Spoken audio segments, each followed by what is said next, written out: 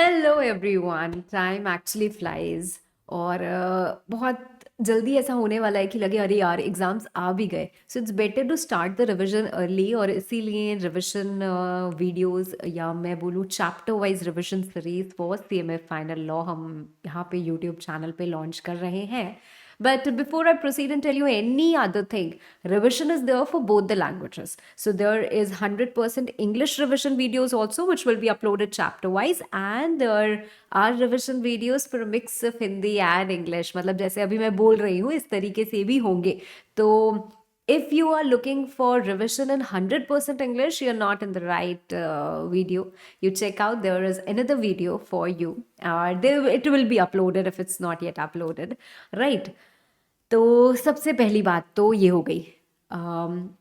Chapter wise revision videos आने वाले हैं, तो फिलहाल आपको क्या करना है, पहले चैप्टर का तो आपको ये दिख ही रहा है। इसके बाद और आप अपडेटेड रहो, नोटिफाइड रहो, तो इसके लिए सबसे पहले अगर आपने चैनल सब्सक्राइब नहीं किया तो फटाफट से चैनल सब्सक्राइब कर लो and press the bell icon so that you stay notified. दूसरा, यार ये डिस्क्लेमर देना बहुत ज़्यादा ज़रूरी है, क्योंकि बच्चे कमेंट क्या करते हैं और पूछते क्या, मैम ये पढ़ लेंगे चैप्टर वाइज रिविजन वीडियोस तो हमारा एग्जाम क्लियर हो जाएगा।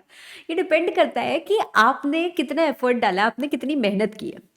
ये फुल कोर्स का रिप्लेसमेंट बिल्कुल भी नहीं है। अगर मैं फुल कोर्स की बात करूँ, अगर मैं अपने क्लासेस की बात करूँ, तो भाई बड़ी मेहनत से हमने सेट ऑफ 6 बुक्स बनाए हैं, जिसमें हमारे मेन कोर्स बुक्स होती हैं, मतलब क्लास नोट्स वाले बुक्स होते हैं, उसके बाद क्वेश्चन बैंक होता है, उसके बाद हमारे रिविजनरी चार्ट्स होते हैं। तो पहले हम फुल सिलेबस मतलब पूरी कंसेप्चुअल क्लैरिटी डिस्कस करते हैं, उसके बाद भर भर के क्वेश्चंस डिस्कस करते हैं, और उसके बाद ये रिविजन वाला पार्ट आता है। तो if you haven't done all that, तो भाई सिर्फ ये रिविजन आपके लिए कितना काम करेगा, ये आपको देखना पड़ेगा। If you have short of time या जो भी प्रॉब्लम है, अदरवाइज आप क्लासेस पहले लो और अच्छे से। भाई बुक माई वीडियो पे हमारे क्लासेस अवेलेबल है। हमारा ऑफिस का सपोर्ट नंबर 8970707077 है, तो आप कॉन्टैक्ट कर सकते हो, डिटेल्स ले सकते हो और क्लासेस ले सकते हो। उसके बाद की ये बात है कि हम रिविजन यहाँ डिस्कस कर रहे हैं या हम कुछ एक्स्ट्रा क्वेश्चन कर रहे हैं, तो लाइव वीडियोज़ वगैरह जो भी आएंगे आते जाएंगे। बट फिलहाल what is this video all about? It's about launching our chapter wise revision videos. ठीक है, तो बहुत सारे चैप्टर्स है सीएमए फाइनल में, आपको पता है, and it's better to start early. So here we go with the very first chapter revision. ठीक है मैम, कैसे अपलोडिंग होगी, क्या कोई शेड्यूल है? Because this is not a live series जो हम स्टार्ट कर रहे हैं, it is a pre recorded revision videos which will be pushed. तो आप हर 3-4 दिन पे एक्सपेक्ट कर सकते हो, क्योंकि हमें दोनों लैंग्वेजेस के वीडियो पुश करने हैं।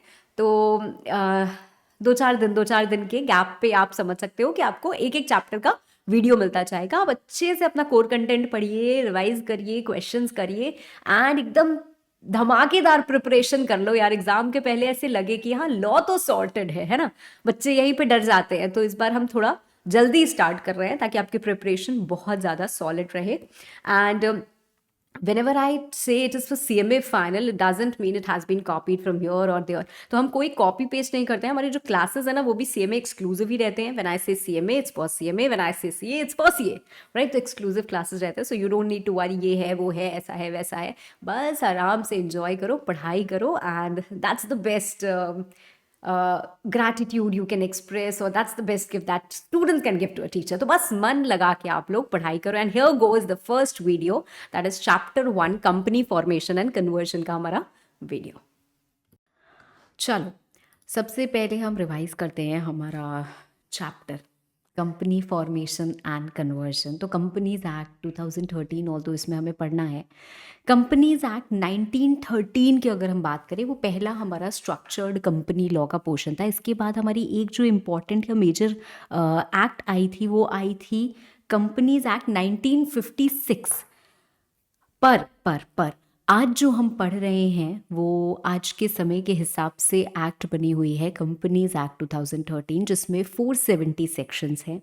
आइडियली इससे ज़्यादा सेक्शंस हैं, कुछ सेक्शंस हट गए हैं, कुछ अमेंडेड सेक्शंस ऐड भी हो गए हैं, बट इन टोटल जब ये पहले रिलीज़ हुई थी तो नंबर जो था 470 सेक्शंस का था, डिवाइडेड इनटू 29 चैप्टर्स, है ना। तो 29 चैप्टर्स में डिवाइडेड है, उसमें 470 सेक्शंस हैं, 7 शेड्यूल्स हैं, ठीक है। और इनके बारे में हमको पढ़ना है। बहुत पुरानी एक्ट है। अगर इसकी हम सबसे पहले एडमिनिस्ट्रेटिव अथॉरिटीज़ की बात करें, तो कॉरपोरेट लॉ है जिसके अंदर हमारी कंपनीज एक्ट आती है। It is being governed by or it is being executed or enforced by central government through Ministry of Corporate Affairs. तो सबसे पहली बात मिनिस्ट्री ऑफ कॉरपोरेट अफेयर्स हो गई. दूसरी बात इसमें अथॉरिटीज़ क्या क्या है मैम. सबसे पहली authority and the most important one is ROC, registrar of companies जिसको हम बोलते हैं, जहाँ पे which is actually responsible for incorporation, which is actually responsible for maintenance of documents, which is actually responsible for the entire administration. इसके बाद और हमारे पास कौन कौन से होते हैं. NCLT होती है. NCLT has replaced the courts, है ना. तो हमारे पास कॉरपोरेट कोर्ट्स एक तरीके से आप बोल सकते हो कि वो NCLT है. इनकी appellate authority that is NCLAT, national company law appellate tribunal.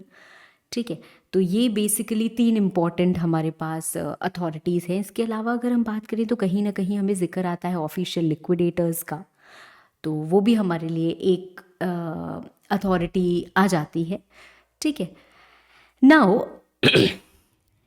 Before we actually jump to companies act, पहले कंपनी क्या होती है ये तो जान लेते हैं. तो कंपनी क्या होती है, एक आर्टिफिशियल पर्सन होती है.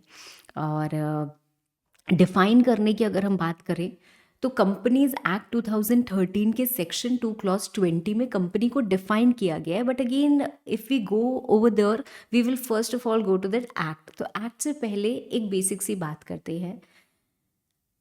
हमें एक बिजनेस करना है, उसके लिए हम कोई भी business form of organization choose कर सकते हैं, एक कंपनी भी बना सकते हैं. तो कंपनीज एक्ट में कुछ और तरीके से डिफाइंड है. बट अगर ऐसे ही हम बात करें तो क्या होता है भाई, एक वॉलंटरी एसोसिएशन होता है of some persons who have decided कि हाँ उनको company form of business organization choose करना है, तो वो जाते हैं और एक कंपनी बनाते हैं as given in the procedure under companies act 2013, है ना. तो कंपनी उसके हिसाब से क्या है, which is registered under companies act or which means it is incorporated under the act or under previous company law. तो आप इनकॉर्पोरेटेड हो या आप रजिस्टर्ड हो under this act or previous company law, उसको हम कंपनी बोलते हैं. There are various basic features और ऑफ अ कंपनी. सबसे पहला इंडिपेंडेंट कॉर्पोरेट एग्जिस्टेंस, इसको हम क्या बोलते हैं, salmon versus salmon and company हमने पढ़ा था, है ना. तो ये क्या होता है भाई, एक कंपनी अलग है और उसको बनाने वाले अलग हैं, उसके मेंबर्स अलग हैं. So it has a company has a separate legal entity independent of its members. ठीक है, दूसरी बात आती है limited liability which is one of the greatest advantage. भाई कंपनी किसी ने बनाई है तो इस पर्टिकुलर फीचर को ध्यान में रख के बनाई है, क्योंकि अगर हम एक प्रोप्राइटरशिप की तरह काम करते हैं और हमने एक बैंक लोन ले लिया, भाई हमारे पर्सनल एसेट्स भी एट रिस्क आ जाते हैं कि अगर हमने कल को लोन नहीं पे किया तो भाई हमारा घर द्वार सब अटैच हो सकता है. बट यहाँ पे जब हम लिमिटेड लायबिलिटी की बात करते हैं ना, तो कंपनी में एक बेहतरीन फीचर होता है कि जो मेंबर होगा ना, he can not contribute or he is not liable to contribute more than the unpaid amount on shares held by him or the amount that he has undertaken as guarantee in case of guarantee company or in case of share capital company, share capital and guarantee whatever the case be. तीसरा आता है हमारा perpetual succession, कोई आए कोई जाए ये company तो चलती रहेगी, राइट. सो मेंबरशिप में change but it's not going to affect the companies continuity, वो चलती रहेगी. नेक्स्ट आता है हमारा separate property as separate owner. इसका मतलब क्या है भाई, आप एक अलग आपको आइडेंटिटी लीगली आपको एक अलग आइडेंटिटी दी गई है, तो यू आर कैपेबल कि आप अपने नाम पे प्रॉपर्टी खरीद सकते हो, प्रॉपर्टी को बेच सकते हो, प्रॉपर्टी को डिस्पोज कर सकते हो, प्रॉपर्टी को ओन कर सकते हो. ठीक है, so this is what you can have that right of, हाँ आप मॉर्गेज करो, कुछ भी कर सकते हैं हम. Then comes your transferability of shares. अब transferability although public company में फ्रीली ट्रांसफरेबल होते हैं, प्राइवेट कंपनी में रिस्ट्रिक्टेड होती है. बट फिर भी कंपनीज के केस में क्या है, अगर मेरी शेयर होल्डिंग है तो I can transfer this shares to someone else also. मतलब शेयर्स हो, डिबेंचर्स हो या मेरा कोई भी इंटरेस्ट हो, वो एक मूवेबल प्रॉपर्टी होता है, उसको हम ट्रांसफर कर सकते हैं एक पर्सन से दूसरे पर्सन पे, of course by following the procedure which is given under companies act. अगला आता है हमारा कॉमन सील. कॉमन सील क्या होता है, कॉमन सील पहले मैंडेटरी हुआ करता था. जब कंपनीज अमेंडमेंट एक्ट 2015 आई थी उसके बाद से क्या कर दिया गया, इसको ऑप्शनल कर दिया गया. ठीक है, तो अब हमारे पास ये कंपलसरी फीचर नहीं है, ऑप्शनल है. पर हाँ, अगर अभी भी कंपनी कॉमन सील रखना चाहे तो रख सकती है, और फिर आप वैसे ही उसी हिसाब से साइनिंग करते हो या ऑथराइजेशन करते हो जैसे आपको करना होता है। इसमें एक बात ध्यान रखने वाली यहाँ पे ये है कि भाई अगर कॉमन सील नहीं होती है तो जो दो डायरेक्टर्स होते हैं कंपनी की, या फिर एक डायरेक्टर एंड कंपनी सेक्रेटरी, जहाँ पे भी कंपनी सेक्रेटरी है, वो ऑथराइज होते हैं। इसके बाद एक बेहतरीन कंसेप्ट आता है कॉरपोरेट व्हील का। कॉरपोरेट व्हील का मतलब क्या होता है? कॉरपोरेट व्हील पहले क्या होता है? It is simply the fact कि कंपनी अलग है और हम अलग है ना? आपके और कंपनी के बीच में एक पर्दा है, right, which is the wheel of incorporation, which separates you from the company, that you are not responsible for the acts of the company. That protects you. This corporate wheel actually protects you. But in certain cases हम इस corporate wheel को या इस पर्दे को disregard कर देते हैं और एक्चुअली देखते हैं कि पीछे कौन लोग हैं जो ये कंपनी से करा रहे हैं, बिकॉज कंपनी तो एक आर्टिफिशियल पर्सन है, वो खुद तो अपने डिसीजंस ले नहीं सकती। तो as long as things fall in place, or maybe there are some errors or whatever happened, we are not keeping or we are not making the persons responsible because they're different, right? So they are being protected by that wheel of incorporation. However, in some cases हम disregard कर देते हैं इस corporate entity को, and we actually look behind the real persons. तो उसको हम क्या बोलते हैं? Lifting of corporate wheels. Lifting of corporate wheels can happen in two situations. एक तो statutory cases जो हमारे कंपनीज एक्ट में जगह जगह दिए हुए हैं, जैसे मिसस्टेटमेंट ऑफ प्रोस्पेक्टस। अगर आपने एक प्रोस्पेक्टस रिलीज किया, मतलब लोगों को बेवकूफ़ बनाया है, उनको दिखाया, गलत गलत इन्फॉर्मेशन देके उनसे पैसे लिए, और उसके बाद आप बोल रहे हो कंपनी ने पैसे लिए, हमने थोड़ी ना लिए हैं। तो ऐसी सिचुएशन में the court will actually disregard कि कंपनी अलग है और आप अलग हो, और आपको ही वो पेनलाइज करेंगे कि भाई आपने ये काम किया है। तो ऐसे जगह जगह कंपनीज एक्ट में स्टैट्यूटरी केसेस दिए हुए हैं। इसके अलावा बहुत सारी जगह ऐसा भी हुआ है कि लॉ में तो कहीं नहीं लिखा है, बट जुडिशरी में जब ये मैटर्स उठ के गए तो इन केसेस में कोर्ट्स ने क्या किया? डिसरिगार्ड किया इस कॉरपोरेट व्हील को, और लिफ्ट किया कॉरपोरेट व्हील को, और एक्चुअली पेनलाइज किया the people who are responsible. तो मैम कौन से ऐसे जुडिशियल केसेस हैं जो हमारे सिलेबस में इनकॉर्पोरेटेड है और हमें पढ़ने हैं? So these are the cases of lifting of corporate veil. I am not explaining you all the cases over here, but हाँ, ये केसेस, ये चीज़ें हैं जो आपको याद रखनी है। अगर हम एनिमी के साथ ट्रेड करते हैं, मतलब where you want to test कि हमारी एनिमी है या नहीं है, तो हम डिसरिगार्ड कर देंगे उस कॉर्पोरेट व्हील को और देखेंगे एक्चुअली कौन लोग हैं जो काम कर रहे हैं। जैसे कंपनी हो सकता है इंडिया में इनकॉर्पोरेटेड हो, बट इस कंपनी को चलाने वाले लोग अगर इंग्लैंड के हैं और इंग्लैंड से may be company, India is at war, तो इंग्लैंड हमारी एनिमी हो जाती है। तो इंडियन कंपनी जो बनी हुई है उसको चला तो इंग्लैंड वाले रहे हैं ना। तो when we want to test कि सामने वाला हमारा एनिमी है या नहीं है, तो हम क्या करते हैं? कॉर्पोरेट व्हील को हटा देते हैं। मतलब ऐसा कोर्ट ने किया है and that is being followed, right? Laws of taxes and duties, तो जहाँ पे भी भाई टैक्स, ड्यूटी या स्टैम्प्स, इन सब के मैटर्स कंसर्न होते हैं, तो वहाँ पे the corporate veil is being lifted. Avoidance of welfare legislation, welfare legislation के केस में, वर्क में, वो हमारी जो एसोसिएटेड रबर इंडस्ट्री वाला एक केस लॉ था बहुत ही फेमस, वहाँ पे ऐसा हुआ था। तो लोग क्या कर रहे हैं? To avoid welfare legislation they are resorting to some method, right? तो उस केस में हटा दिया जाएगा। Then to protect public policy, transfer of shares of company which actual sale was land, मतलब आप शेयर्स ट्रांसफर कर रहे हो बट एक्चुअली क्या था? आपका मोटिव था to transfer that land which was actually not permitted, तो उस केस में भी हुआ था। Formation of subsidiary to act as agent, तो जब कंपनीज दूसरी कंपनीज को फॉर्म करती है as their subsidiaries to act as agent, तो इस केस में भी क्या होता है? लिफ्टिंग ऑफ कॉर्पोरेट व्हील हुआ था। ठीक है, तो ये हमारे केसेस थे। Of course you have to remember ये केसेस जो मैंने यहाँ पे चार्ट में डाल रखे हैं ना, तो वो तो आपको याद रखने पड़ेंगे। इसके बाद हम क्या आते हैं मैम? इसके बाद हम आते हैं nature of business organization in India. देखो, आइडियली ये एक बहुत बड़ा सा टॉपिक है कि किस तरीके के हमारे बिजनेस ऑर्गेनाइजेशन इंडिया में होते हैं, पर यहाँ पे जिस चीज़ की हम बात कर रहे हैं वो हम बात कर रहे हैं गवर्नमेंट के इन्वेस्टमेंट की। गवर्नमेंट यूजुअली इन्वेस्ट करता है ना, तो उनका मोटिव प्रॉफिट वाला नहीं होता है, उनका मोटिव होता है सोशल सेक्टर को केटर करना। है ना, सोसाइटी के नीड्स को केटर करना कि भाई सोसाइटी में इतने लोग रहते हैं, इनको कम्यूट करने के लिए कैसे जाएंगे, तो आपने क्या किया, रेलवेज आपने खोला, आपने क्या किया, मे बी डीटीसी बसेस, इस टाइप की चीज़ें निकाली, राइट। तो आप जब गवर्नमेंट क्या कर रही है, एक बिजनेस ऑर्गेनाइजेशन में अपने पैसे लगा रही है, ठीक है, तो यूजुअली क्या होता है, वो सोसाइटी को केटर करने के लिए होता है। अब इसको हमने डिवाइड किया है on the basis of government ownership into 2 parts. पहला क्या है आपका पब्लिक सेक्टर, और दूसरा क्या है जॉइंट सेक्टर। पब्लिक सेक्टर जहां पे मेजर स्टेक गवर्नमेंट का ही है, और जॉइंट सेक्टर जहां पे गवर्नमेंट ने 26 to 50% इन्वेस्ट किया है। अब पब्लिक सेक्टर में ये आ गए गवर्नमेंट डिपार्टमेंट्स, जैसे रेलवेज, पोस्टल्स हो जाते हैं, स्टैट्यूटरी कॉरपोरेशंस जैसे आरबीआई हो गया, एलआईसी हो गया, ये हो गए, और companies with holding of government, जिनको हम गवर्नमेंट कंपनीज कहते हैं। सेक्शन 2 क्लॉज 45 में डिफाइंड है कि कंपनी जैसे ओएनजीसी जैसे कंपनी जिसमें आपका मेजॉरिटी स्टेक क्या होता है, गवर्नमेंट का होता है, 51% or more, actually to be precise, not 50% होगा या 50.5 होगा तो भी नहीं चलेगा, 51% or more is held by government, central government, तो उनको स्टेट गवर्नमेंट, तो उसको हम क्या बोलते हैं, गवर्नमेंट कंपनी बोलते हैं।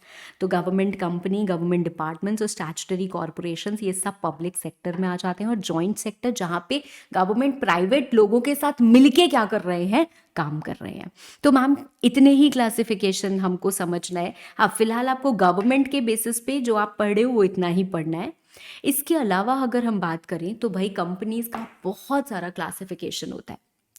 Companies are being classified on the basis of incorporation, on the basis of number of members, on the basis of size, on the basis of control holding subsidiary, ठीक है, on the basis of number of members, जो सबसे पहला हमको यहाँ पे दिख रहा है, प्राइवेट कंपनी है, पब्लिक कंपनी है, ओपीसी है, इस तरीके से। तो बहुत सारे अलग अलग टाइप के क्लासिफिकेशंस हैं, एक एक करके हम सारे तरीके के क्लासिफिकेशन पढ़ेंगे, सारी तरीके की कंपनीज पढ़ेंगे। बट उसके पहले एक छोटी सी चीज़ मैं आपको और बोल दूं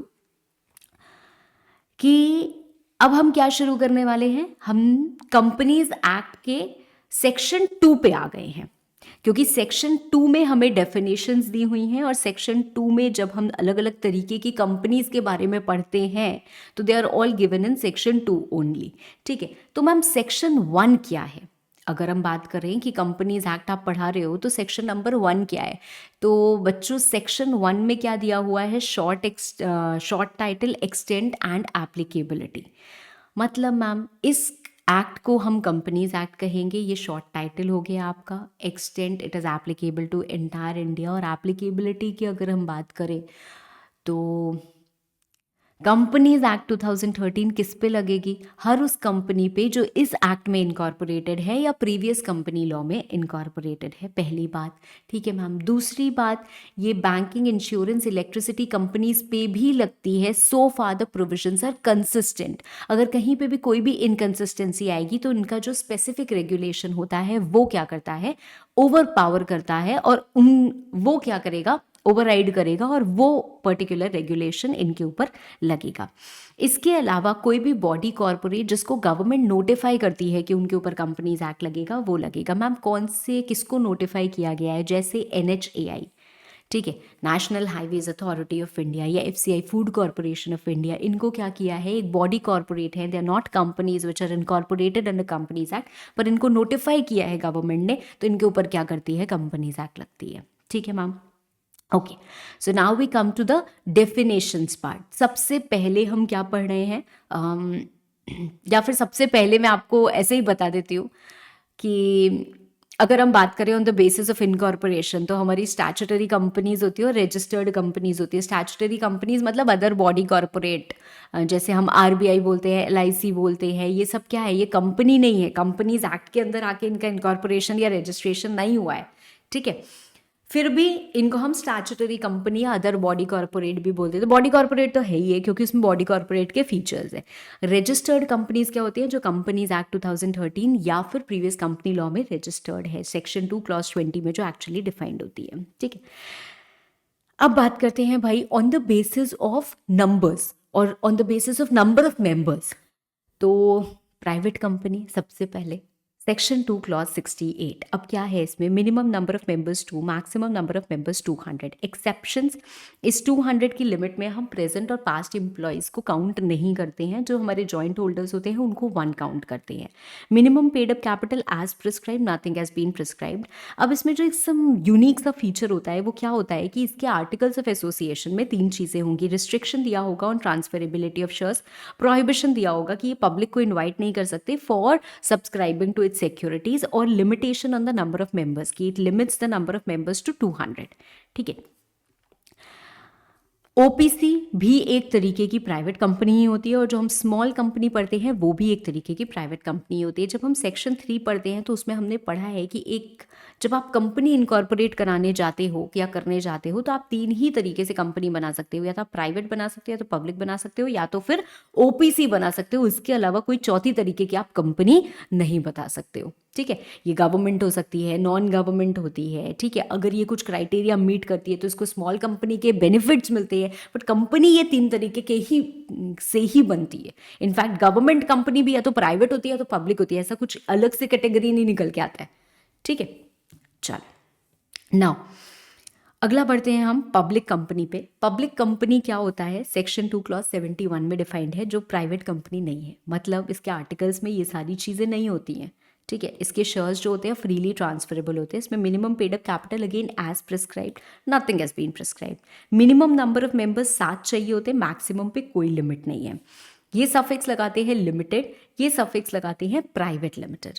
ठीक है मैम।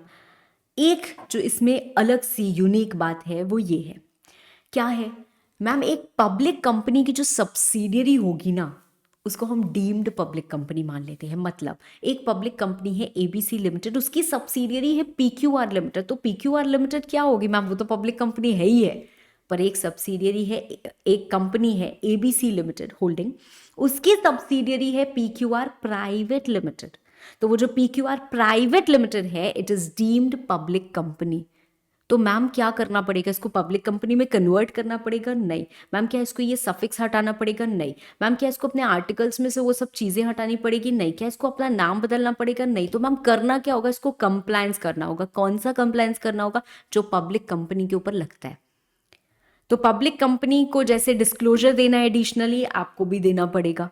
तो पब्लिक कंपनी के ऊपर जितने कंप्लायंसेस लगते हैं, या फिर मैं ये कहूँ प्राइवेट कंपनी को जितने एग्जेम्पशन बेनिफिट्स मिलते हैं, वो सब इनसे दूर हो जाएंगे। ठीक है। तीसरा आता है हमारा OPC, 1 person company. 1 person company actually India में नया है, ऑल्दो इसके पहले भी एक 1 मैन करके होता था, बट फिर भी नया है। पर बहुत सारी कंट्रीज़ में क्या है, जैसे चाइना है, ऑस्ट्रेलिया है, यूके है, तो काफ़ी टाइम से ये कंसेप्ट हमारा है। अब ये है क्या कंसेप्ट कि एक बंदा है और वो क्या कर रहा है, वो एंटरप्रेन्योरशिप कर रहा है। ये कंसेप्ट इंट्रोड्यूस किया गया था छोटे छोटे प्रोप्राइटर्स को प्रमोट करने के लिए। भाई प्रोप्राइटर है, मैंने स्टार्टिंग में ही बताया ना, बैंक से लोन लिया, भाई कर्जा लिया, कर्जा डूब गया, हमारा घर द्वार सब चला गया, अब हम बिजनेस कैसे करें। तो आपको बढ़ावा देने के लिए, आपको वो फीचर इंट्रोड्यूस करने के लिए कि आप भी एक कॉर्पोरेट एग्जिस्टेंस लेके आ सको, आप भी लिमिटेड लाइबिलिटी के बेनिफिट्स को इंजॉय कर सको, इसलिए ये लेके आया गया है। तो 1 पर्सन कंपनी क्या होता है, जिसमें एक ही मेंबर होता है। ठीक है। और उसमें मिनिमम डायरेक्टर भी एक ही है, एक ही डायरेक्टर होगा, वही डायरेक्टर वही मेंबर सब बन जाए तो चलेगा, कोई दिक्कत नहीं है। But to ensure perpetual succession, smoothly perpetual succession I would say, जो मेमोरेंडम ऑफ एसोसिएशन होता है ऐसी 1 पर्सन कंपनी का, उसमें क्या होता है, आपका एक एडिशनल क्लॉज होता है विच इज सक्सेशन क्लॉज। और उसमें आप क्या करते हो, नाम देते हुए एक नॉमिनी का, who is going to take place or who is going to become the sole member in the event of death or incapacity of the member. ठीक है। ये सेक्शन 8 कंपनी नहीं बन सकती है, ना तो कन्वर्ट हो सकती है, ना तो बन सकती है। एंड कौन बना सकता है 1 पर्सन कंपनी? 1 पर्सन कंपनी एक बॉडी कॉर्पोरेट नहीं बना सकती है। Usually you have to understand that when we are talking about public company or we are talking about private company, भाई इसमें अगर 2 मेंबर चाहिए या 7 मेंबर चाहिए तो भाई ये कंपनीज भी हो सकती है, कंपनी दूसरी कंपनी को भी बना सकती है। पर ओपीसी की अगर हम बात करें तो यहाँ पे नेचुरल पर्सन, इंडियन सिटीजन ये रिक्वायर्ड है, रेसिडेंट हो या नहीं हो ये रिक्वायर्ड नहीं है। So even if you are an NRI you can still be the sole member of OPC और you can still be the nominee of OPC, ठीक है। पर एक ही शेयर होल्डर होगा, नेचुरल पर्सन होगा, इंडियन सिटीजन होगा, रेसिडेंट हो या ना हो ये ज़रूरी नहीं है। मार्क माय वर्ड्स, आप कहीं पे भी ये गलत अगर पढ़ रहे हैं तो ये आप पुराना लॉ पढ़ रहे हैं। दूसरी बात, नॉमिनी होगा, नॉमिनी के लिए भी सेम रिक्वायरमेंट है। तीसरी बात, एक डायरेक्टर होना ही ज़रूरी है। Company can have minimum 1 director, मैं यहाँ लिख ही देती हूँ, minimum 1 director, maximum 15 directors. 15 directors is a case in case of all the types of companies. Her company के केस में मैक्सिमम 15 डायरेक्टर्स ही होते हैं। ऑफकोर्स ये भी इंक्रीज हो सकता है, वो बाद में जाके पढ़ना है, ठीक है। And minimum and maximum 1 member, okay, इससे ज़्यादा नहीं होता है, ठीक है, फाइन। नाउ ऑफकोर्स ओपीसी को बहुत सारे एग्जेम्पशंस भी मिलते हैं, लाइक इनको एनुअल जनरल मीटिंग कंपनी की करने की ज़रूरत नहीं होती है, इनको कैश फ्लो बनाने की ज़रूरत नहीं होती है, इनको बहुत सारे और बेनिफिट्स वगैरह भी मिलते हैं, ठीक है। चलो अब आते हैं हम होल्डिंग कंपनी पे, that is on the basis of control. तो होल्डिंग होती है हमारे पास, सब्सिडियरी होती है, ये रिलेटिव कंसेप्ट्स हैं, मतलब आप इनको स्टैंड अलोन नहीं पढ़ सकते हो, ठीक है।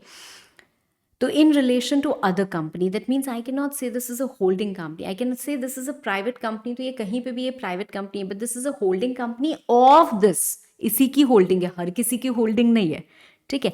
तो ये एक relative concept है। होल्डिंग का मतलब क्या होता है? होल्डिंग कंपनी को उस कंपनी को कहेंगे जिसमें कोई सब्सिडियरी हो, मतलब सब्सिडियरी का जो कंसेप्ट है that is more important, right. Section 2 clause 87 में डिफाइंड है। सब्सिडियरी का मतलब क्या होता है? एक कंपनी जिसमें कि दूसरी कंपनी या तो आपके बोर्ड ऑफ डायरेक्टर्स के कॉम्पोजिशन को कंट्रोल कर रही हो या फिर वो कंट्रोल कर रही हो मोर than half of voting power. वो वोटिंग पावर डायरेक्टली खुद भी होल्ड कर सकती है। That means I can say कि भाई ये कंपनी है ABC limited, you are holding 50.0001% of shares in PQR limited. तो PQR लिमिटेड आप हो गए सब्सिडियरी और ABC लिमिटेड आप हो गए होल्डिंग। ये होती है directly at your own you are holding और you are exercising more than half voting power. Voting power is as good as the holding of share capital unless DVR is issued. DVR का मतलब क्या होता है? Differential voting rights वाले shares, ठीक है। अब आते हैं हम दूसरे केस में कि ऐसा भी हो सकता है कि ABC लिमिटेड आपके पास 20% शेयर्स है और आपके पास 70% शेयर्स हैं किसके? XYZ लिमिटेड के। XYZ लिमिटेड के पास 40% शेयर्स हैं किसके? PQR लिमिटेड के, ओके। अब हो क्या रहा है? ABC लिमिटेड डायरेक्टली सिर्फ 20% शेयर्स होल्ड कर रही है PQR लिमिटेड में, पर अगर वो अपनी सब्सिडियरी के साथ मिला दे तो ABC लिमिटेड और XYZ लिमिटेड के अगर हम होल्डिंग मिला दें तो 60% शेयर्स होल्ड कर रहे हैं ये PQR लिमिटेड में, राइट। तो still we can say that ABC limited आप होल्डिंग हो और PQR लिमिटेड आप सब्सिडियरी हो, ठीक है। तो यहाँ पे यही बोला जा रहा है, controls more than half of voting power at own और विद इट्स सब्सिडियरीज। एक छोटी सी चीज और आती है कि कोई भी company shall not have more than 2 layers of subsidiaries. Although section में लिखा है shall not have layers of subsidiaries beyond such numbers as may be prescribed, but prescribed क्या है? 2 layers, ठीक है। इसके बाद हमारी एक तरीके की कंपनी और आती है, वो कौन सी आती है? Associate company. सेक्शन 2 क्लॉज 6 में डिफाइंड है। ये इन दोनों के बीच की चीज़ है, मतलब एक कंपनी आप दूसरे कंपनी में कंट्रोल तो रख रहे हो, मतलब may be you are holding 30% shares but you are not holding more than 50, तो वो आपकी सब्सिडियरी तो नहीं बन पाई पर आपका सिग्निफिकेंट इन्फ्लुएंस हो गया। क्यों?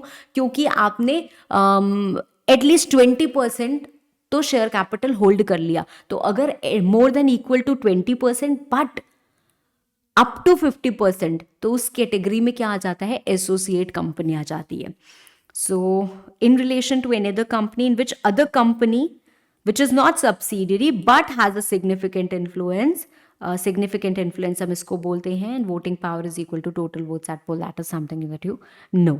ठीक है, so I think this is clear। चलो इसके बाद हम आते हैं स्मॉल कंपनी पे। स्मॉल कंपनी बड़ी चर्चित डेफिनेशन है ना, चर्चा में इसलिए रहती है क्योंकि ये अमाउंट अक्सर गवर्नमेंट बदलती जा रही है ना, थोड़ा ठहर गया, और ये अमाउंट गवर्नमेंट बदल सकती है अप टू 10 करोड़ और ये up to 100 crore.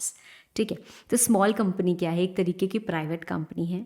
Section 8 company small company नहीं बन सकती है, पब्लिक कंपनी स्मॉल कंपनी नहीं बन सकती है, होल्डिंग सब्सिडियरी अगर आप किसी के हो तो आप स्मॉल कंपनी नहीं बन सकते, and even if you are a company which is govern by some special act like banking, then also you can not be a small company. इसके अलावा अगर आप एक प्राइवेट कंपनी हो और आपका पेड अप कैपिटल कितना है, 50 lakh, paid up capital is less than equal to 50 lakh or such higher sum as may be prescribed, although if we look at your study material, तो आपको क्या दिखेगा कि भाई प्रिस्क्राइब्ड अमाउंट हमको नहीं दिया हुआ है, हमको क्या दिया है, सिर्फ जो सेक्शन में बात लिखी हुई है मतलब सिर्फ इतना ही दिया हुआ है, ये अमाउंट जो प्रिस्क्राइब मैंने यहाँ पे लिखा है ना ये नहीं दिया है। तो मैम हमको क्या करना चाहिए एग्जाम पर्सपेक्टिव से, देखो बहुत सारे बच्चे ऐसा भी कभी कभी बोलते हैं कि मैम स्मॉल कंपनी आप ये क्यों बता रहे हो, 50 लाख 2 करोड़ ये हमारे लिए रेलिवेंट है, 4 करोड़ 40 करोड़।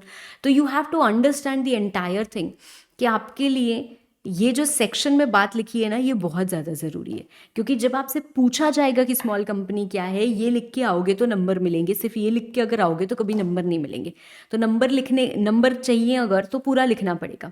तो मैम क्या हमको ये अमाउंट प्रिस्क्राइब लिखना चाहिए, 100%, 100% you have to write this, because if you want to identify whether a company is a small company और नॉट, तो आपके लिए 4 और 40 करोड़ वाली ही लिमिट रेलिवेंट हो जाती है। बट जब आपको पूरा का पूरा डिफाइन करना होता है ना तो आपके लिए ये भी इंपॉर्टेंट हो जाता है। तो एक प्राइवेट कंपनी जिसका कि paid up capital is less than equal to 50 lakhs, so such higher sum as may be prescribed, maximum 10 crores can be prescribed, the current prescribed amount is 4 crores for the paid up capital, turnover 40 crore. ठीक है, तो I hope ये clear है। चलो इसके बाद हम आगे बढ़ते हैं, तो और तरीके की हमारी कौन सी कंपनी आती है, एक आती है हमारी सेक्शन 8 कंपनी। ठीक है, सेक्शन 8 कंपनी क्या होती है ma'am, the company which is being formed for charitable purposes, उसको हम बोलते हैं सेक्शन 8 कंपनी।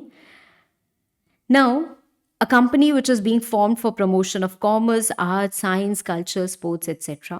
इसके लिए आपको क्या चाहिए होता है, लाइसेंस चाहिए होता है फ्रॉम सीजी, एंड जो भी प्रॉफिट्स आप अर्न करोगे आप उसको डिविडेंड की तरह डिस्ट्रीब्यूट नहीं कर सकते, it has to be utilized for the promotion of that objects only. ठीक है, लिमिटेड, प्राइवेट लिमिटेड आपको यूज़ करने की ज़रूरत नहीं होती है। आप कौन से वर्ड्स यूज़ करते हो, वर्ड्स लाइक फाउंडेशन। ठीक है, जैसे रिलायंस फाउंडेशन हो गया।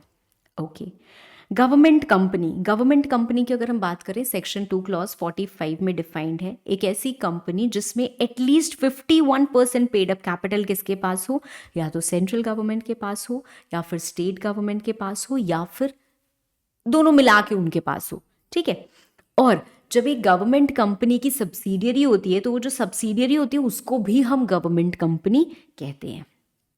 ठीक है मैम, फॉरेन कंपनी का कंसेप्ट मैं आपको यहाँ पे नहीं बता रही हूँ। क्यों नहीं बता रही हूँ, बिकॉज फॉरेन कंपनी हम सेपरेटली लास्ट में पढ़ते हैं। इसके बाद आते हैं हम डोरमेंट कंपनी पे। डोरमेंट कंपनी क्या है मैम, डोरमेंट कंपनी सेक्शन 455 में डिफाइंड है। ठीक है, क्या होती है मैम ये, देखो कंपनी या तो आपने बनाई हो किसी फ्यूचर पर्पस के लिए, मतलब आज हमने बना तो दी है बट हमने सोचा था कि चलो एक लैंड सस्ता मिल रहा है या कोई एसेट सस्ता मिल रहा है, उसको हम कंपनी के नाम पे रखेंगे और काम हमें शुरू करना है 2 साल बाद। तो अब बेकार में आप भी परेशान हो गए, आरओसी भी परेशान होगा। So if you have formed a company for future, and you don't have any significant accounting transaction, तो आप क्या करो, अप्लाई करो आरओसी को और ऑब्टेन कर लो status of being a dormant company. तो आपको कुछ कम काम करना पड़ता है, आप समझ लो, ठीक है। वापस से आप एक्टिव हो सकते हो again by making an application. या फिर अगर आप एक इनएक्टिव कंपनी हो, इनएक्टिव कंपनी का मतलब क्या होता है, आपने कोई बिजनेस नहीं किया है पिछले 2 फाइनेंशियल ईयर्स में, कोई सिग्निफिकेंट अकाउंटिंग ट्रांजैक्शन नहीं किया है 2 फाइनेंशियल ईयर्स में, आपने फाइनेंशियल स्टेटमेंट्स या एनुअल रिटर्न नहीं फाइल किया है 2 फाइनेंशियल ईयर्स में, ठीक है, तो वो क्या कर सकते हैं, they become an inactive company. ये हमारे लिए पोर्शन कम इंपॉर्टेंट है, ये पोर्शन हमारे लिए ज़्यादा इंपॉर्टेंट है when we are talking about dormant companies, ठीक है। ओके, ना स्टैट्यूटरी रजिस्टर्ड मैं आपको ऑलरेडी बता चुकी हूँ। कंपनी लिमिटेड बाय शेयर्स कौन सी होती है, कंपनी लिमिटेड बाय शेयर्स जिसमें शेयर कैपिटल होता है, जिसमें लायबिलिटी मेंबर्स की लिमिटेड होती है to the amount unpaid on shares held by them. Limited by guarantee क्या होती है, मैंने गारंटी ली है कि अगर इस कंपनी में जब ये वाइंडिंग अप होगी तो भाई एसेट्स कम पड़ जाएंगे, तो मैं 1 लाख तक का कंट्रीब्यूशन करूंगी, तो मेरी लायबिलिटी क्या हो गई, लिमिटेड हो गई to the amount of guarantee that I have taken. और कौन सा अमाउंट ऑफ गारंटी है, वो 1 लाख रुपए हो गया। और अनलिमिटेड जिसमें कोई लायबिलिटी पे लिमिट नहीं होती है। फिर आती है हमारी लिस्टेड कंपनी। लिस्टेड कंपनी कौन सी होती है, एक लिस्टेड होती है, एक अनलिस्टेड होती है। लिस्टेड जिसकी कोई भी सिक्योरिटी रिकॉग्नाइज्ड स्टॉक एक्सचेंज पे लिस्टेड है। रिकॉग्नाइज्ड स्टॉक एक्सचेंज क्या है भाई, एक मार्केट प्लेस है। हम चाहते हैं कि हमने अपने शेयर्स इशू किए, शेयर्स इशू किए मतलब हमने लोगों से पैसे रेज किए और क्या किए, उनको उसके अगेंस्ट शेयर रिसीट दी कि भाई हमने आपसे 10,000 रुपए लिए हैं, ठीक है, इतने शेयर्स लोएस्ट डिनोमिनेशन में तोड़ तोड़ के इतने शेयर्स ऑफ इतना ईच, ठीक है। अब कल को आप इन शेयर्स को बेचना चाहो, आपको लगता है नहीं यार मुझे पैसों की जरूरत है मैं बेच दूं, तो आप कहाँ मारे मारे फिरोगे, कहीं बैंक के पास जाओगे, ग्राहक ढूंढोगे, ये ढूंढोगे, ट्रांसफर डीड एग्जीक्यूट करोगे, दोगे, ठीक है। तो अब सिर्फ 2-4 मेंबर्स होते हैं जैसे प्राइवेट कंपनी में तो चलता है, बट अगर पब्लिक कंपनी में आप पब्लिक ऑफर देते हो, पब्लिक ऑफर मतलब हजारों करोड़ों लोग आपके जुड़ गए साथ में, तो उनको आपको ये ऑप्शन देना ही देना होता है। तो वहां पे आपको उनको एक मार्केट प्लेटफॉर्म देना ही देना पड़ेगा। मतलब कोई तो स्टॉक एक्सचेंज हो जहां पे आप बताओ कि हाँ हमारे जो शेयर्स हैं ये एनएससी पे लिस्ट होंगे, तो हम पहले परमिशन लेते हैं उनसे, वो सब आपने पढ़ा हुआ है, ठीक है, तो हम पहले परमिशन लेते हैं उनसे, फिर वहां पे हम लिस्टिंग करा देते हैं। अब वहां पे क्या हो रहा है, शेयर्स खरीदे जा रहे हैं, बेचे जा रहे हैं। तो अगर आपने ये लिस्टिंग कराई हुई है तो मतलब आप एक लिस्टेड कंपनी हो, ठीक है ना, आप एक लिस्टेड कंपनी हो। अब अगर आप एक लिस्टेड कंपनी बन गए ना तो आपके ऊपर कंप्लायंसेस बहुत सारे बढ़ जाते हैं। सीएबी तो भर भर के रेगुलेशन लगाती ही लगाती है, कंपनीज एक्ट भी बोलता है लिस्टेड कंपनी हो ये करो, लिस्टेड कंपनी हो वो करो, ठीक है मैम। अब कई बार ऐसा होता है कि जो छोटी कंपनी, क्या मैं बोलूं, एक पब्लिक कंपनी है, उन्होंने अपने इक्विटी शेयर्स कभी भी लिस्ट नहीं कराए, उन्होंने एक डेट सिक्योरिटीज हैं जो उन्होंने पब्लिक ऑफर भी नहीं दिया था, प्राइवेटली प्लेस करके कुछ लोगों को दिए थे, वो डेट सिक्योरिटीज की लिस्टिंग करा रखी है। हमने उनको बोल दिया कि आपने लिस्टिंग कराई तो आप तो लिस्टेड कंपनी होगा, और आपके ऊपर भर भर के रेगुलेशन लगा रहे, कंप्लायंसेस आपसे करा रहे हैं, तो वो लोग परेशान हो जाते हैं। तो इस सिचुएशन में क्या किया गया, बोला गया कि भाई कंपनी जिसकी सिक्योरिटी लिस्टेड है रिकॉग्नाइज स्टॉक एक्सचेंज पे उसको हम लिस्टेड बोलेंगे, पर कुछ कैटेगरी ऑफ कंपनीज को प्रिस्क्राइब किया जाएगा इन कंसल्टेशन विद सेबी, जिसको हम लिस्टेड नहीं बोलेंगे। वो कौन सी हैं, पब्लिक कंपनी, अगर आपने सिर्फ अपने डेट सिक्योरिटीज या फिर प्रेफरेंस शेयर्स जो आपने इशू किए थे प्राइवेट प्लेसमेंट बेसिस पे उनको लिस्ट कराया हुआ है तो आप लिस्टेड नहीं हो, ठीक है। एक प्राइवेट कंपनी, अगर आपने अपनी डेट सिक्योरिटीज को लिस्ट कराया है जो आपने प्राइवेट प्लेसमेंट पे इशू किए थे which is allowed on a platform, तो वो क्या है, आपको लिस्टेड कंपनी नहीं माना जाएगा, ठीक है मैम। अनलिस्टेड कंपनी क्या होती है, company other than listed company also called as closely held company, ठीक है, तो हम वो भी बोलते हैं। तो आई होप इतनी चीजें समझ में आ गई होंगी। अच्छा एक बात और, बहुत सारी पब्लिक कंपनीज ऐसी होती हैं जो लिस्टिंग कराती है इंडिया में नहीं, फॉरेन जुरिस्डिक्शन में कोई स्टॉक एक्सचेंज पे, तो क्या उनको लिस्टेड मानेंगे, नहीं, उनको भी लिस्टेड नहीं मानते हैं, ठीक है, उनको भी लिस्टेड नहीं मानते हैं। इसके बाद आते हैं हम निधि कंपनीज पे। निधि कंपनीज क्या होती हैं, सेक्शन 406 में डिफाइंड है। ऑल्दो अगर इनके हम जनरल मीनिंग के बारे में बात करें जो आपको पता होना चाहिए, तो क्या होता है, वो कंपनीज जो कि कल्टिवेट करती हैं habit of cost cutting and savings amongst its members, उनको हम बोलते हैं निधि कंपनीज। पर सेक्शन 406 में ये चीज़ एंटायर एमेंड हो गई थी और डेफिनेशन चेंज हो गई, और वहां पे अब क्या बोला जाता है, बोला ये जाता है कि निधि कंपनी वो कंपनी होगी जिसको डिक्लेयर कर दिया जाए as nidhis under the official gazette. तो the definition has been simplified, but for understanding the meaning आपको ये भी ध्यान में रखना चाहिए, ठीक है। नंबर उसी से मिलेगा। बहुत सारी चीज़ें ऐसी हैं जो हमारे इंस्टीट्यूट में ना पुरानी चलती हैं, तो हमें नंबर कहीं ना कहीं उस चीज़ों से मिलता है। तो I keep on telling you that thing also.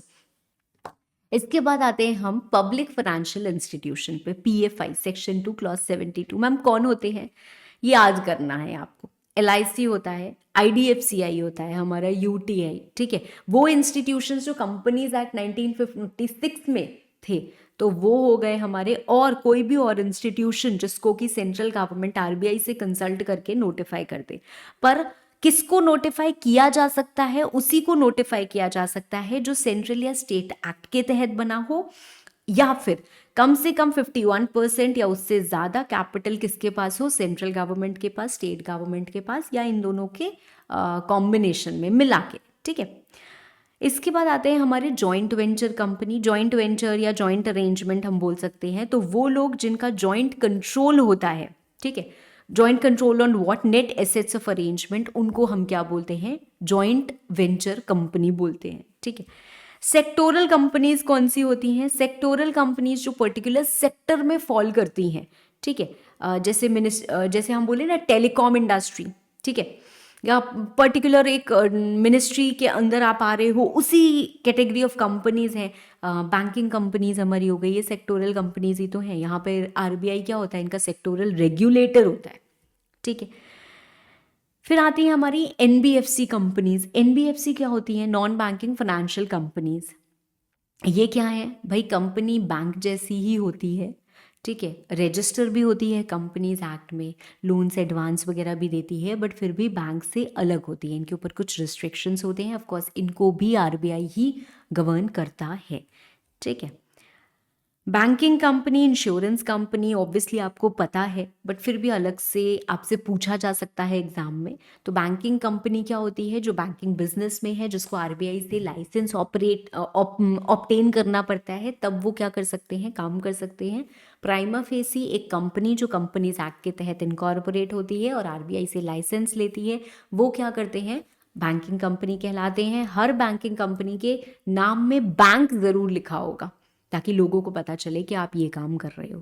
वैसे ही इंश्योरेंस कंपनी के केस में हर इंश्योरेंस कंपनी के नाम में इंश्योरेंस जरूर लिखा होता है, ताकि आपको आइडेंटिफाई कर सके कि हाँ आप क्या कर रहे हो, इंश्योरेंस वाला काम कर रहे हो, ठीक है। इंश्योरेंस कंपनीज को भी क्या करना पड़ता है भाई, लाइसेंस ऑपरेट करना पड़ता है, किससे, IRDA से। तो इनकी डेवलपमेंट, इनकी अथॉरिटी कौन होती है, insurance regulatory and development authority, ठीक है ma'am.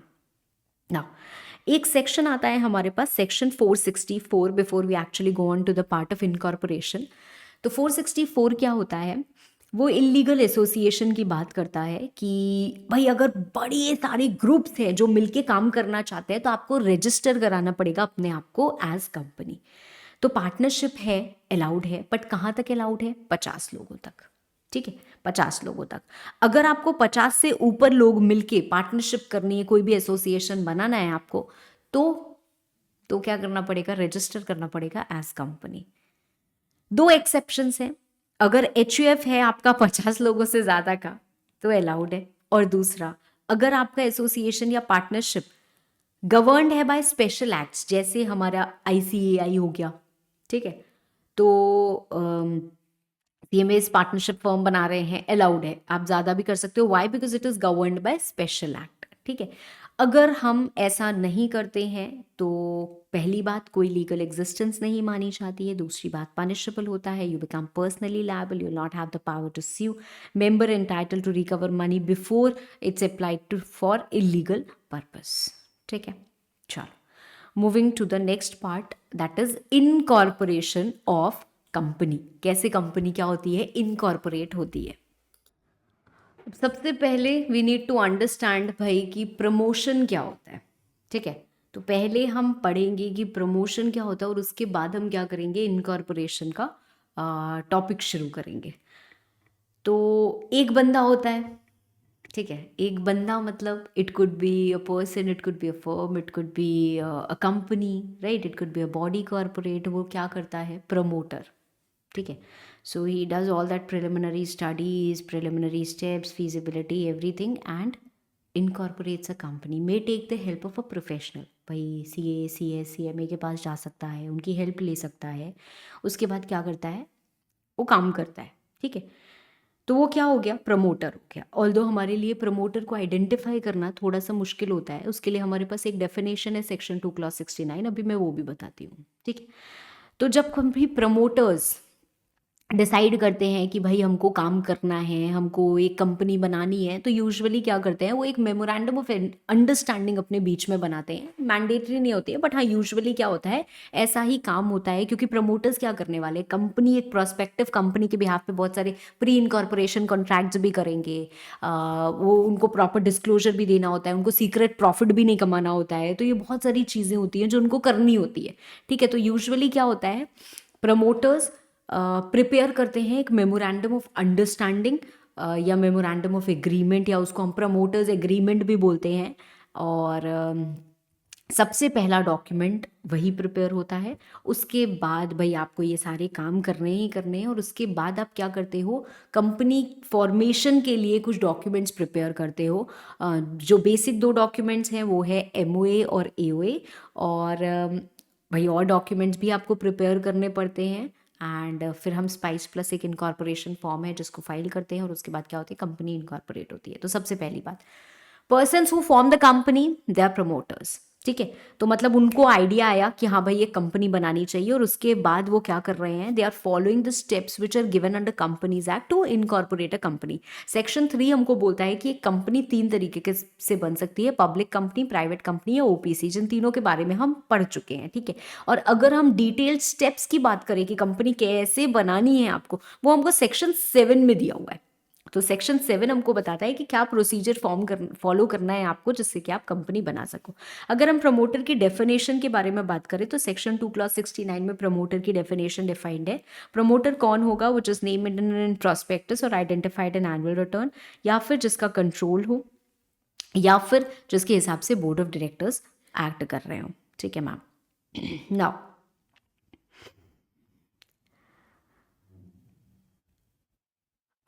I'll come back to this later। मैं थोड़ा सा बाद में इसके ऊपर आती हूँ। पहले हम बात करते हैं भाई डॉक्यूमेंट्स के बारे में। मेमोरेंडम ऑफ एसोसिएशन क्या होता है, सेक्शन 4 में इसके बारे में हम पढ़ते हैं। मेमोरेंडम की डेफिनेशन तो सेक्शन 2 क्लॉज 56 में दी हुई है, पर इसमें कुछ भी नहीं देता है। इसमें बोला क्या है, मेमोरेंडम एज ओरिजिनली फ्रेम्ड और as altered from time to time, so it doesn't give us anything.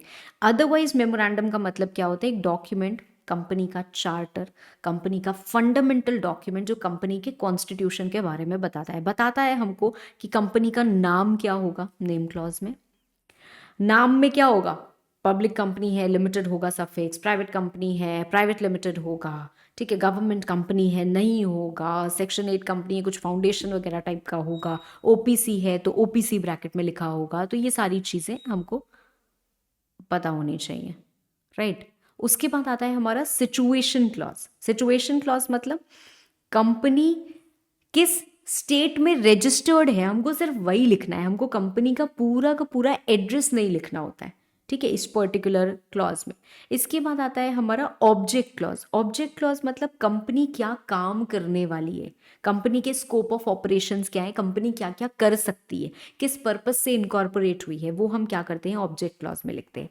उसके बाद आता है हमारा लायबिलिटी क्लॉज कि कंपनी की लायबिलिटी लिमिटेड होगी, अनलिमिटेड होगी, लिमिटेड होगी to the amount of share capital, guarantee, whatever it is. Capital clause, company कितने ऑथराइज्ड कैपिटल के साथ रजिस्टर हो रही है और उसका क्या डिविजन है। And succession clause only in case of OPC, that is name of nominee. इसके अलावा भी बच्चे एक चीज़ पढ़ते हैं और वो पढ़ते हैं subscribers clause. Subscribers clause specifically कोई सब्सक्राइबर्स क्लॉज नहीं होता है, बट हाँ जितने भी सब्सक्राइबर्स हैं वो सारे साइन करते हैं, उनका नाम होता है, उनका एड्रेस होता है। तो अगर आप उसको बोलना चाहते हो तो आप बोल सकते हो, बट आइडियली आपको इतना आप पढ़ लो, इस तरीके से पढ़ लो, वो ही प्रोफेशनली जस्टिफाइड है। ठीक है, इसके बाद हमारा दूसरा डॉक्यूमेंट क्या होता है? हमारा दूसरा डॉक्यूमेंट होता है articles of association. Articles of association section 5 में इंटरनल रेगुलेशंस होते हैं कंपनी के। हमारे पास शेड्यूल 1 जो है उसमें टेबल्स हैं। ठीक है, कंपनी एक्ट में 7 शेड्यूल्स हैं ना, तो शेड्यूल 1 में टेबल्स हैं और यहाँ पे भी वो चीज़ एप्लीकेबल होती है। ठीक है, हाँ मैंने लिखी नहीं है। जो हमारे आर्टिकल्स होंगे they are going to be printed, divided into paragraphs, numbered. हर कंपनी बनाती है, रजिस्ट्रेशन के समय चाहिए होता है। लेटर ऑन आप इसको जाके ऑल्टर भी कर सकते हो और इसमें एक स्पेशल फीचर आता है एंट्रेंचमेंट प्रोविजन का, जिसके बारे में थोड़ी देर में मैं आपको बताती हूँ। ठीक है, अब क्या करना है मैम? कैसे कंपनी इनकॉर्पोरेट करनी है भाई, ये तो बता दो। आपने मेमोरेंडम बता दिया, आपने आर्टिकल्स बता दिया, कुछ और भी डॉक्यूमेंट्स होते हैं जो सारे के सारे लगते हैं। ठीक है, और इसके बाद क्या होता है, ये सारे डॉक्यूमेंट्स पकड़ के हम जमा कर देते हैं आरओसी के पास। आरओसी क्या करता है, वो डॉक्यूमेंट्स को रजिस्टर करता है, हमको सिन दे देता है। फिर हम इन कॉपीज़ को मेंटेन करते हैं और हमारा काम हो जाता है। ठीक है मैम, तो ये क्या लिखा है मैम? ये क्या लिखा है भाई? ये ज़बरदस्त फॉर्म के बारे में है, स्पाइस प्लस। स्पाइस प्लस जो आज की डेट में हमारा इनकॉर्पोरेशन फॉर्म एग्जिस्ट कर रहा है, ये एक इंटीग्रेटेड वेब फॉर्म है। पहले क्या होता था, आपको जीएसटी नंबर चाहिए अलग एप्लीकेशन, हमको ईपीएफओ नंबर चाहिए अलग एप्लीकेशन, हमको कंपनी इनकॉर्पोरेट करनी है उसकी अलग एप्लीकेशन, हमको डिन चाहिए अलग एप्लीकेशन, डीएसटी चाहिए अलग एप्लीकेशन। तो बहुत सारी चीज़ें अलग अलग एप्लीकेशन से होती थी। अब इन्होंने क्या किया है, central government and in fact state government also have come together, क्योंकि कुछ स्टेट्स में क्या होता है, कुछ चीज़ें मैंडेटरी होती हैं। अगर आप कंपनी बना रहे हो, आपको यहाँ पे ये भी चाहिए। ठीक है, तो वहाँ पे क्या कर रहे हैं, स्टेट्स हैव ऑल्सो कोलैबोरेटेड और उन्होंने कहा है यही जो आप सेंट्रल एप्लीकेशन डाल रहे हो, इससे आपको ये स्टेट वाला ये भी नंबर मिल जाएगा और सेंट्रल ये भी नंबर मिल जाएगा। ठीक है, तो आप क्या कर रहे हो, स्पाइस प्लस भर रहे हो। स्पाइस प्लस और कुछ नहीं है, INC 32 ही है। ठीक है, इसके साथ दो जो इम्पॉर्टेंट फॉर्म्स होते हैं वो हमारे कौन से होते हैं, INC 33 और INC 34। ये क्या है मैम? ये आपके MOA और AOA हैं इलेक्ट्रॉनिक फॉर्म में। ठीक है, प्लस अदर डॉक्यूमेंट्स। मैम ये जो हम स्पाइस प्लस भरेंगे ये हमको क्या क्या कर देगा? स्पाइस प्लस के साथ हमारी एक एजाइल प्रो भी एप्लीकेशन जाती है और ये टोटल 11 सर्विसेज की पूर्ति कर देता है। मतलब इससे आपको सिन मिलेगा, कॉर्पोरेट आइडेंटिटी नंबर, आपको इससे पैन मिलेगा, आपको टैन मिलेगा, डिन मिलेगा। अगर आप अप्लाई करो, कोई डायरेक्टर ऐसा हो तो आपका कंपनी का नाम रिजर्व हो जाएगा, आपको GSTN मिलेगा, आपको EPFO मिलेगा, आपको ESIC मिलेगा, आपको प्रोफेशनल टैक्स मिलेगा, आपका बैंक अकाउंट तक ओपन हो जाता है। You have a list way you can select which particular bank I want to choose from. वहाँ पर आप चूज़ करते हो, वहाँ से कॉल आता है and the process is being done, right. आपके शॉप्स एंड एस्टैब्लिशमेंट रजिस्ट्रेशन हो जाता है। ठीक है, तो बहुत सारी चीज़ें हो जाती हैं ज़बरदस्त। इस पे आपसे इनफैक्ट शॉर्ट नोट भी पूछा जा सकता है। ठीक है, तो मैम नेम रिजर्वेशन तो हमने पढ़ा था कि हम रन से करते हैं। रन से आज भी नेम रिजर्व हो रहे हैं, बट वो एग्जिस्टिंग कंपनीज के लिए हैं for change of name. Otherwise spice plus 2 part में डिवाइडेड है, part A and part B। Part A में हम नाम रिजर्व करते हैं, पार्ट B में हम क्या करते हैं, कंपनी का पूरा इनकॉर्पोरेशन करते हैं। ठीक है, तो हमारे पास सेंट्रल स्क्रूटनी सेंटर है और चलो ठीक है, let's not get into that right now. तो सबसे पहले क्या करना है मैम, अगर मुझे कंपनी बनानी है, I am the promoter, I will prepare the basic documents, I will firstly apply for name. तो नेम रिजर्व में कैसे करती हूँ, पार्ट A स्पाइस प्लस का यूज़ करके उसको फाइल कर देते हैं हम ROC के साथ। अगर हमारी एप्लीकेशन में कोई डिफेक्ट नहीं होता है, हमारा नाम अप्रूव हो जाता है और हमारा नाम रिजर्व हो जाता है 20 डेज के लिए। ठीक है। अगर हमारी एप्लीकेशन में डिफेक्ट होता है तो हमें मौका दिया जाता है कि आप अपना डिफेक्ट रिमूव कर लीजिए विद इन 15 डेज। अगर हमने डिफेक्ट रिमूव कर लिया तो हमारा नाम अप्रूव हो जाता है और वो रिजर्व हो जाता है 20 डेज के लिए। ठीक है।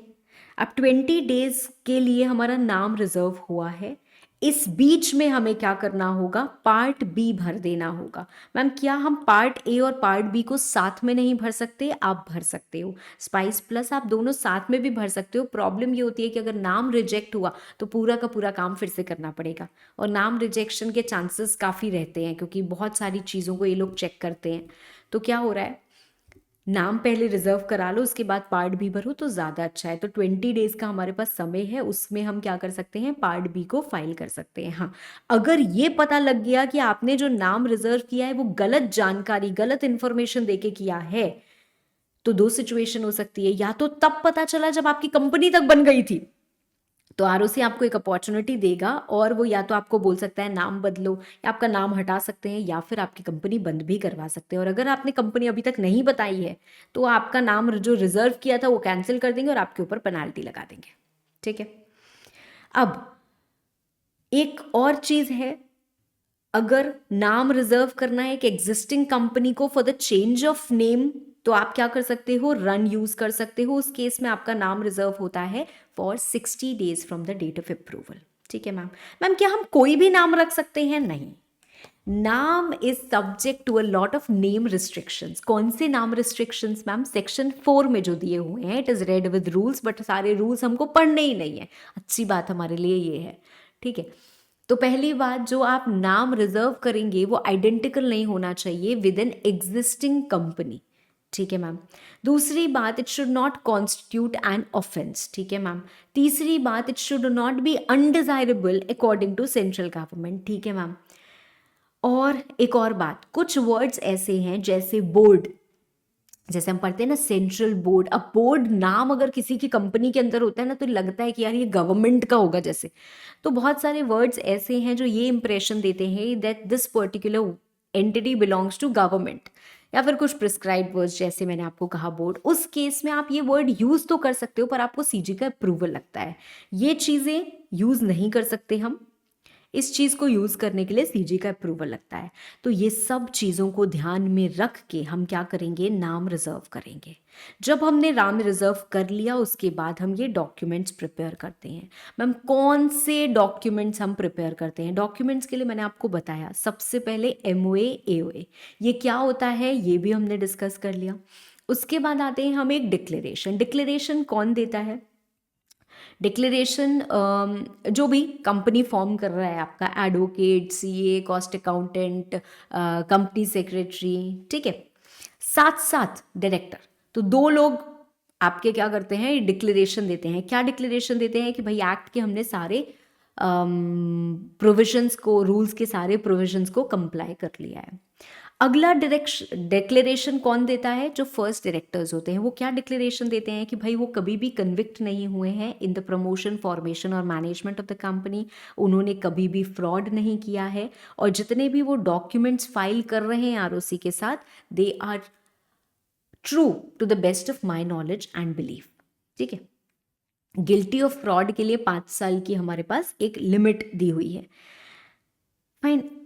उसके बाद और क्या देना होता है? आपको एड्रेस देना होता है। एड्रेस आपका दो तरीके से हो सकता है। या तो हो सकता है कि भाई हम कंपनी बनाने के लिए निकले और हमने एक जगह एक एड्रेस ऑलरेडी फाइनल कर लिया है, तो भाई फाइनल कर लिया है, आप वो एड्रेस दे देंगे।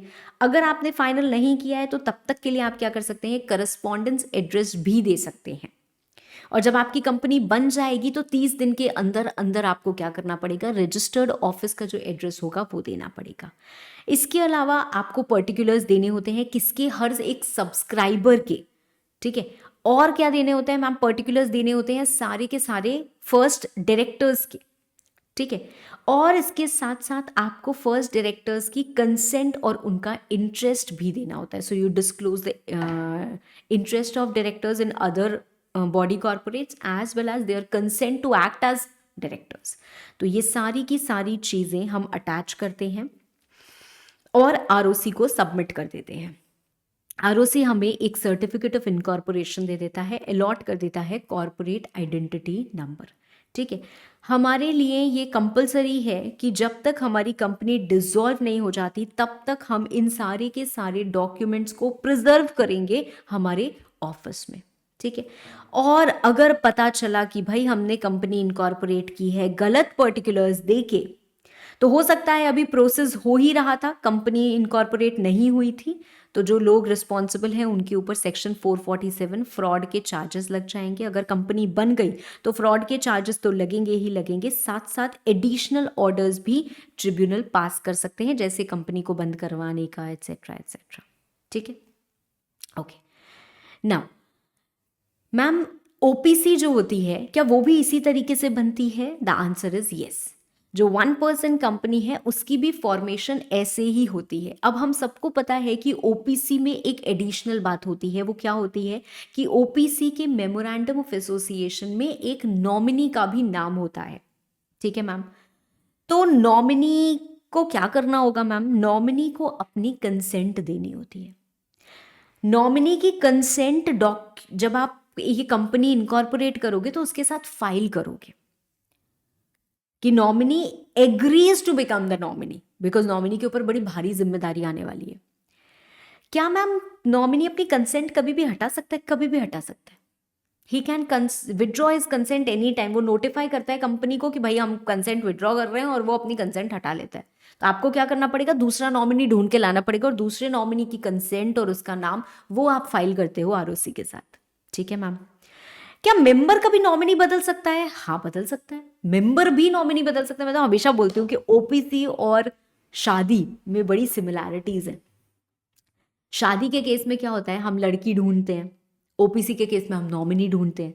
शादी के केस में हम लड़की से कंसेंट लेते हैं, यहाँ पे हम नॉमिनी से कंसेंट लेते हैं। शादी जब तक नहीं होती है तब तक लड़की भी आपको छोड़ के जा सकती है, आप भी लड़की को छोड़ सकते हो। तो वैसे ही जब तक वो नॉमिनी कब्जा करके सोल मेंबर नहीं बन जाता तब तक वो नॉमिनी भी छोड़ सकता है, और ये सोल मेंबर भी उसको हटा सकता है। ठीक है, तो you can change the nominee can also withdraw themselves. ठीक है, तो ये सब केसेस हो सकते हैं। ओके, अब ये सब केसेस होंगे, आरओसी को हम नोटिफाई कर देंगे। रूल्स में लिखा हुआ है एग्जैक्टली कि कैसे करते हैं, बट आपको इतना पढ़ना नहीं है तो मैं उतने डिटेल में जा ही नहीं रही हूँ। देखो, I always say this that the course is elaborate. ठीक है, अलग अलग चीज़ें हैं। आप सीए फाउंडेशन पढ़ो, अलग है। आप सीएमए इंटर पढ़ो, अलग है। आप सीएमए फाउंडेशन पढ़ो, थोड़ा अलग है। आप सीए इंटर पढ़ो, बहुत अलग है। ठीक है, आप सीएमए इंटर पढ़ो, अलग है। आप सीएमए फाइनल पढ़ो, अलग है। आप सीए फाइनल पढ़ो, अलग है। तो आपकी सबकी, ऑल्दो सबके सब शायद कुछ ना कुछ कंटेंट पढ़ रहे हैं कंपनी लॉ का, बट सबकी कवरेज अलग है, बिकॉज इट इज़ ह्यूज। ये रूल है, ये रूल नहीं है, ये सेक्शन है, ये सेक्शन नहीं है। इस सेक्शन में सिर्फ इतना ही कंटेंट है जो पढ़ना है। ठीक है, तो कभी भी ये मत सोचना अरे ये पढ़ा, ये नहीं पढ़ा। Check if it is there that you have to study. ठीक है, there may be some points जहाँ पे आपको दिख जाता है कि अरे यार ये तो मेरे मटेरियल में है नहीं, पर इस पे तो कभी क्वेश्चन पूछ लिया गया है। तो जब ऐसी चीज़ें होती हैं, उस एनालिसिस के साथ, उस थॉट्स के साथ, उस एक्सपीरियंस के साथ, वी आर टीचिंग यू। ठीक है, चलो नाउ, तो भाई उतना नहीं जाना है। हाँ, फाइन। नो, माइनर जो होता है वो ओपीसी का मेंबर नहीं हो सकता है, because he is not competent to enter into a contract. तो माइनर कभी भी ना नॉमिनी बन सकता है, ना फिर वो सोल मेंबर बन सकता है एक ओपीसी का। ठीक है, ओपीसी के लिए एक रिस्ट्रिक्शन है कि वो एनबीएफसी एक्टिविटीज़ को कैरी आउट नहीं कर सकते हैं, साथ साथ they can not also invest in body corporates. तो आप इतना समझ लो, एक ओपीसी दूसरी कंपनी में पैसा नहीं लगा सकते, दूसरी कंपनी के शेयर्स नहीं खरीद सकते। मतलब एक ओपीसी कभी भी होल्डिंग नहीं हो सकता है, एक ओपीसी कभी भी सब्सिडियरी भी नहीं हो सकता है। ठीक है, सब्सिडियरी क्यों नहीं हो सकता मैम? अरे उसका एक ही मेंबर होगा और वो नेचुरल पर्सन होगा, तो मतलब कोई दूसरी कंपनी इसकी मेंबर नहीं हो सकती, इसकी मेंबर नहीं हो सकती है। So OPC can never be holding, it can never be subsidiary also. ठीक है, नाउ एक और बात, एक बंदा at one point of time cannot be a member of two OPCs. He can be a member of one OPC and a nominee of another OPC. ऐसा हो सकता है, पर 2 ओपीसी में वो नॉमिनी भी नहीं हो सकता है, 2 ओपीसी में वो मेंबर भी नहीं हो सकता है। अगर एक ओपीसी में नॉमिनी है और एक में मेंबर है, और वो नॉमिनी जिसमें था उसके सोल मेंबर की डेथ हो जाए, तो मैम वो दोनों ओपीसी में मेंबर बन जाएगा ना। ऐसी सिचुएशन में उसको 180 दिन का समय दिया जाता है और वो चूज कर लेता है कि उसको किस में मेंबर रहना है। पहले ऐसा एक और प्रोविजन हुआ करता था कि ओपीसीज आप 2 साल तक अपने आप को कन्वर्ट नहीं कर सकते हो, ठीक है, और लिमिट हुआ करती थी। अब ऐसा कोई प्रोविजन एग्जिस्ट नहीं करता है। तो कहीं पे भी अगर आप ऐसा पढ़ें तो आप पुराना गलत प्रोविजन पढ़ रहे हैं, इतना याद रखें, ठीक है। ओपीसी फ्रीली कन्वर्ट किया जा सकता है अब इनटू अ प्राइवेट कंपनी और इनटू अ पब्लिक कंपनी। हाँ, उसको सेक्शन 8 कंपनी में आप कन्वर्ट नहीं कर सकते हो, ठीक है मैम। जब हमारी कंपनी इनकॉर्पोरेट हो गई तो एट ऑल टाइम्स हमको क्या करना होता है, नंबर ऑफ मेंबर्स को इंटैक्ट रखना होता है, मिनिमम नंबर ऑफ मेंबर्स को इंटैक्ट रखना होता है। मतलब पब्लिक कंपनी के केस में 7 मेंबर्स से नीचे नहीं जा सकते, प्राइवेट कंपनी के केस में 2 मेंबर्स से नीचे नहीं जा सकते हैं, ठीक है।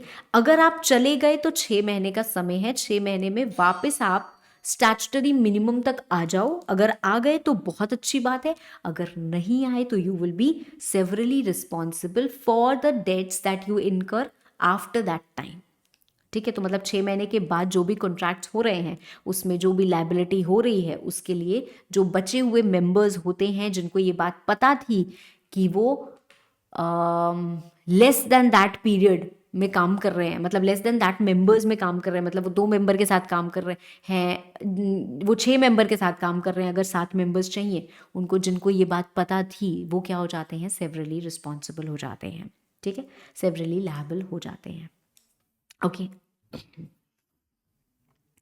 नाउ मैम हमारी कंपनी इनकॉर्पोरेट हो गई, क्या अब हम बिजनेस शुरू कर सकते हैं? The answer is no.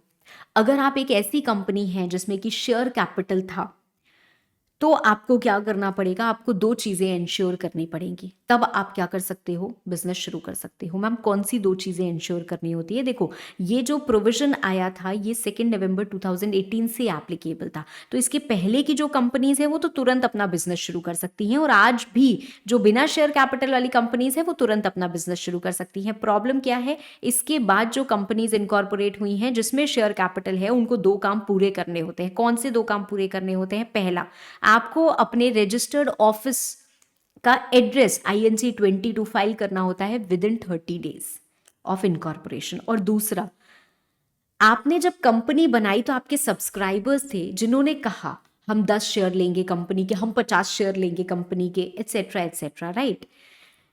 ये सब्सक्राइबर्स ने क्या एक्चुअल में पैसा दे दिया?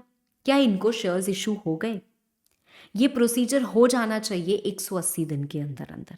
अगर ये प्रोसीजर नहीं हुआ है तो प्रॉब्लम है, ठीक है। तो आपको क्या करना है, जो कंपनी के डायरेक्टर हैं वो डिक्लेरेशन देते हैं that yes every subscriber has paid the agreed amount. ये INC-22 फॉर्म होता है, 20A फाइल होता है, फॉर्म होता है जो with in 180 days of incorporation आप फाइल करते हो। उसके बाद आप क्या कर सकते हो, कमेंस कर सकते हो बिजनेस। अगर ROC ने देखा कि भाई आपने डिक्लेरेशन फाइल नहीं किया है तो वो क्या करेंगे, उनको अगर लगता है कि भाई आप कोई बिजनेस नहीं कर रहे हो तो आपका नाम हटा देंगे, और यहाँ पे एक पेनाल्टी आती है for not doing that.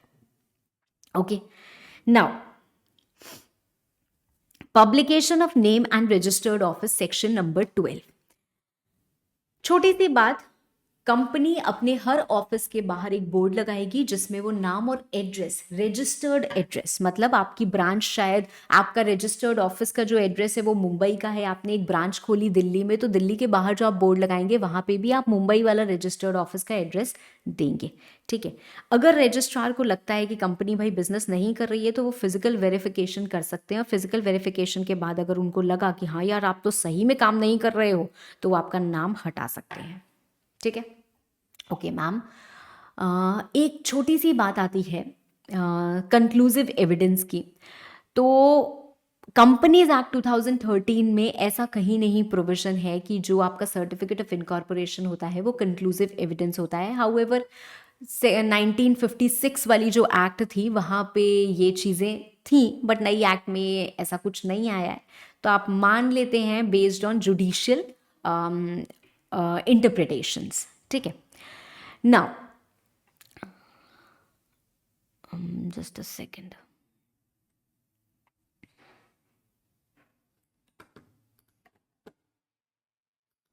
Now alteration of memorandum.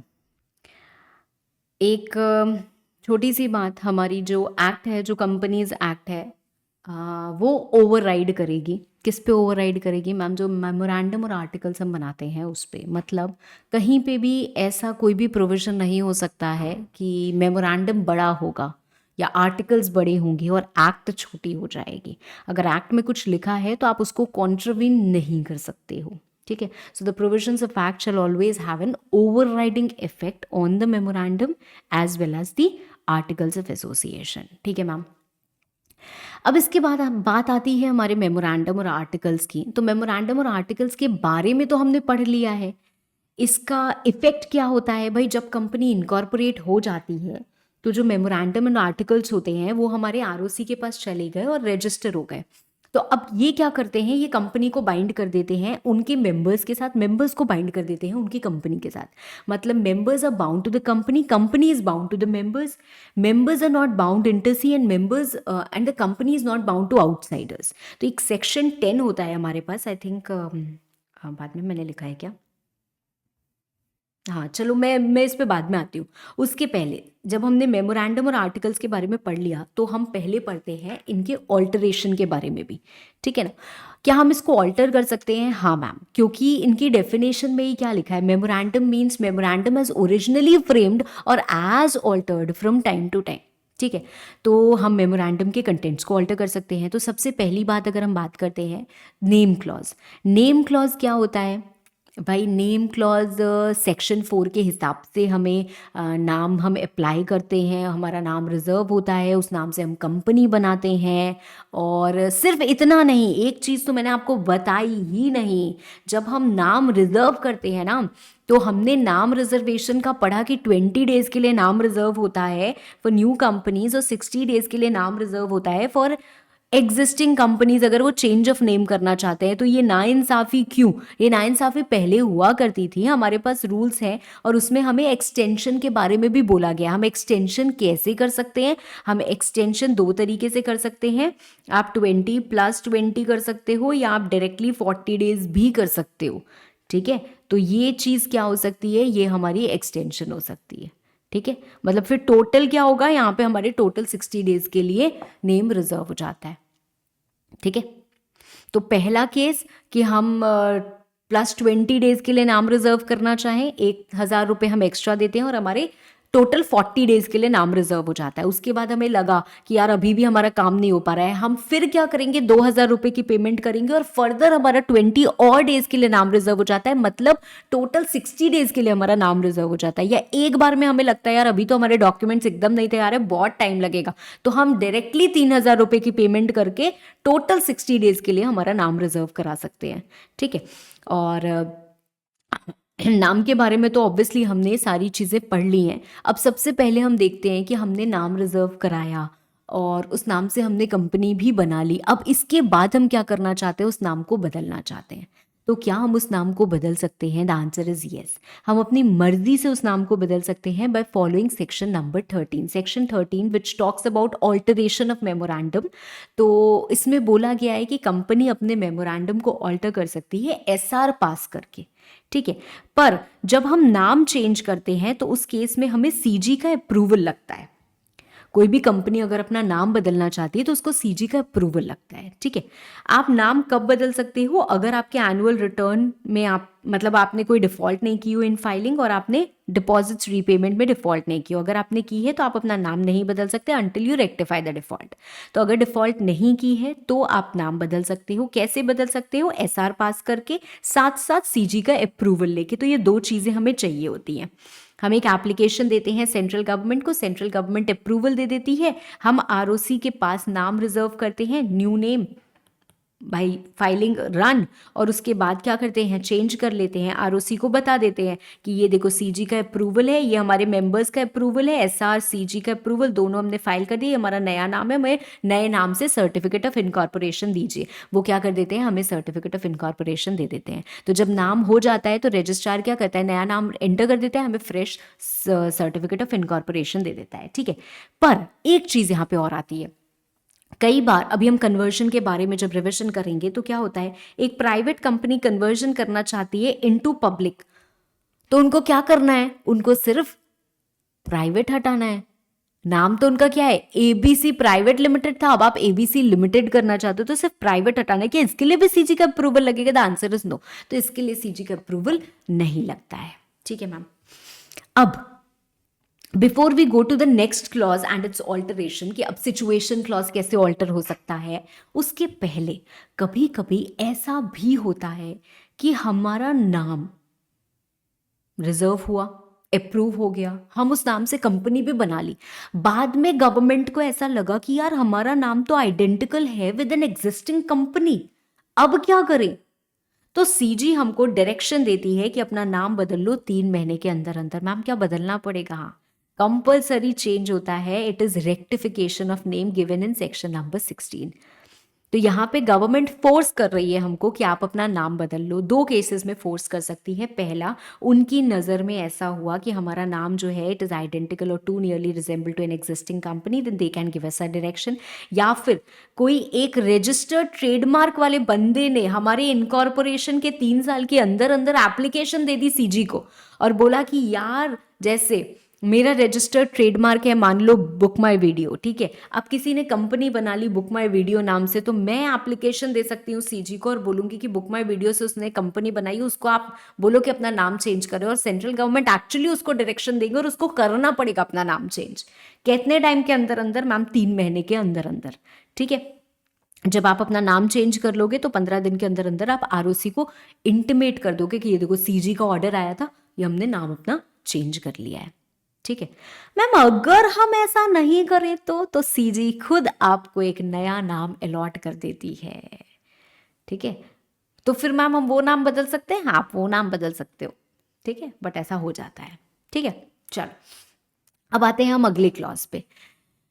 तो क्या मैम हम अपना ऑफिस का जो हमने एड्रेस बताया है आरओसी को वो बदल सकते हैं? हाँ, आप बदल सकते हो। मतलब ऑल्टरेशन ऑफ मेमोरेंडम किया जा सकता है of situation clause also. Situation clause मतलब आपने सिचुएशन क्लॉज में लिखा क्या था? स्टेट। आपने पूरा एड्रेस तो नहीं लिखा था। मतलब जब मैम हम एड्रेस बदलते हैं, करोल बाग से पटेल नगर जा रहे हैं, it does not amount to alteration of memorandum. No, it does not amount to alteration of memorandum. जब ऑल्टरेशन ऑफ मेमोरेंडम की हम बात कर रहे हैं तो एक स्टेट से आप दूसरे स्टेट में जा रहे हो, वहां पे आपको सीजी का अप्रूवल लगता है। सीजी आपको कब अप्रूवल देगी? जब वो इंश्योर कर लेगी कि भाई आपके जो क्रेडिटर्स वगैरह हैं, या तो आपने उनकी कंसेंट ले ली है या उनके पैसे दे दिए हैं या उसका सफिशिएंट प्रोविजन बना दिया है, तो उसके बाद आपको सीजी अप्रूवल देती है। और सीजी के अप्रूवल के बाद ही आप एक स्टेट से दूसरे स्टेट में क्या कर सकते हो? शिफ्ट कर सकते हो अपना रजिस्टर्ड ऑफिस। तो जो सीजी का अप्रूवल का ऑर्डर होता है वो आप फाइल करते हो 2 आरओसी के पास। कौन से 2 आरओसी? जो आप ऑलरेडी एग्जिस्टिंग थे प्लस जहां पे अब आप जा रहे हो। तो जहां पे अब आप जा रहे हो वो आपको क्या करेंगे? एक fresh certificate of incorporation issue कर देते हैं। ठीक है, तो ऑल्टरेशन ऑफ मेमोरेंडम में सिर्फ और सिर्फ ये स्टेट चेंज वाला केस आता है। अदरवाइज अगर आपको नॉर्मली ऑफिस का एड्रेस चेंज करना है तो सेम सिटी में करना है, बोर्ड रेजोल्यूशन पास करके फाइल कर दो। डिफरेंट सिटी में करना है, एसआर पास करके फाइल कर दो। और आरओसी सेम है, मतलब स्टेट सेम है, आरओसी बदल रही है तो आरडी की परमिशन के साथ हम फाइल कर देते हैं। ये हमारा केस है जो एक्चुअली मेमोरेंडम ऑफ एसोसिएशन के क्लॉज को बदलता है। ठीक है, ऑब्जेक्ट क्लॉज को वो सिचुएशन क्लॉज को बदलता है। इसके बाद आते हैं हम ऑब्जेक्ट क्लॉज में। क्या कंपनी अपने ऑब्जेक्ट क्लॉज को बदल सकती है? The answer is yes. SR pass करिए और बदल लीजिए, कोई भी दिक्कत नहीं है। दिक्कत कब आती है? जब आपने लोगों से पैसे उठाए थे प्रोस्पेक्टस दिखा के कि हम हमारे ये पाइपलाइन में प्रोजेक्ट्स हैं, इसके लिए हमें पैसे चाहिए और हम पब्लिक ऑफर दे रहे हैं। आपने वो पैसे उठाए, अभी वो पैसे आपने यूटिलाइज नहीं किए, आप अपने ऑब्जेक्ट बदलना चाहते हो, तो ऐसी सिचुएशन में आपको क्या करना पड़ेगा, आपको लोगों से भी पूछना पड़ेगा। तो आपको एसआर पास करना होगा, एसआर पास करना होगा पोस्टल बैलेट के थ्रू, एंड साथ साथ आपको पब्लिश करना होगा इनके डिटेल्स न्यूज़पेपर में। ठीक है, जो डिसेंटिंग शेयर होल्डर्स होंगे, मतलब जो एग्री नहीं करेंगे, उनको आपको एक एग्जिट ऑप्शन देना पड़ेगा। ठीक है, तब आप क्या कर सकते हो, अपने ऑब्जेक्ट क्लॉज को बदल सकते हो। ठीक है मैम। नाउ क्या आर्टिकल्स भी ऑल्टर हो सकते हैं? The answer is yes, articles can also be altered. कैसे आर्टिकल्स ऑल्टर हो सकते हैं? Just again by passing special resolution. Section 14 में हमारे पास ऑल्टरेशन ऑफ आर्टिकल्स की चीज़ें लिखी हुई हैं, एसआर पास करके आप ऑल्टर कर सकते हो। अब यहाँ पे दो चीज़ें आती हैं। आप प्राइवेट कंपनी को पब्लिक बनाना चाहते हो, इसलिए आप ऑल्टर करना चाह रहे हो आर्टिकल्स, एडिशनल केसेस, या फिर आप पब्लिक कंपनी को प्राइवेट बनाना चाहते हो, इसलिए आप ऑल्टर कर रहे हो अपने आर्टिकल्स। तो इन केसेस में एक छोटी सी बात जो हमें याद रखनी है वो क्या है, पब्लिक से प्राइवेट बन रही है तो आपको सीजी का अप्रूवल लगता है। प्राइवेट से आप पब्लिक बन रहे हो, कोई बात नहीं, आपने एसआर पास किया, आपने ऑल्टर किया, आपने ये दोनों चीजें सबमिट कर दी आरओसी को, आपका काम खत्म।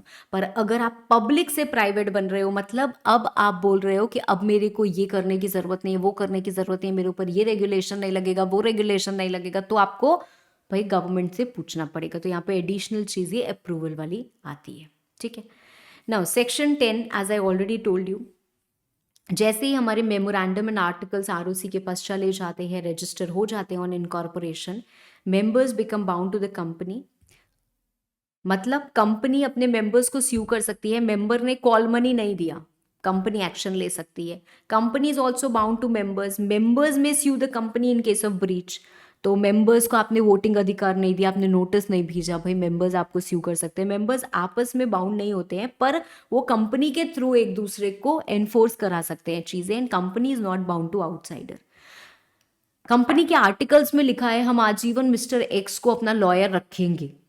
मिस्टर एक्स के साथ उन्होंने कोई एग्रीमेंट नहीं किया है कि हम जिंदगी भर आपको अपना लॉयर रखेंगे। उन्होंने अपने आर्टिकल्स में लिखा है, क्या इस बेसिस पे मिस्टर एक्स उनको स्यू कर सकते हैं? द आंसर इज नो, आप नहीं कर सकते हो, क्योंकि वो इंटरनल मैटर्स है, वो आपके साथ थोड़ी ना कोई एग्रीमेंट कर लिया, उन्होंने अपने लोगों को बताया है कि हम ऐसा करेंगे। ठीक है, उसके बाद आते हैं हम कुछ डॉक्ट्राइन्स पे। कौन सी डॉक्ट्राइन्स हैं? Doctrine of ultra vires. Doctrine of ultra vires क्या होती है? स्कोप है, परव्यू है, इसके बाहर नहीं जाना है। ठीक है, बस इतना ही करना है।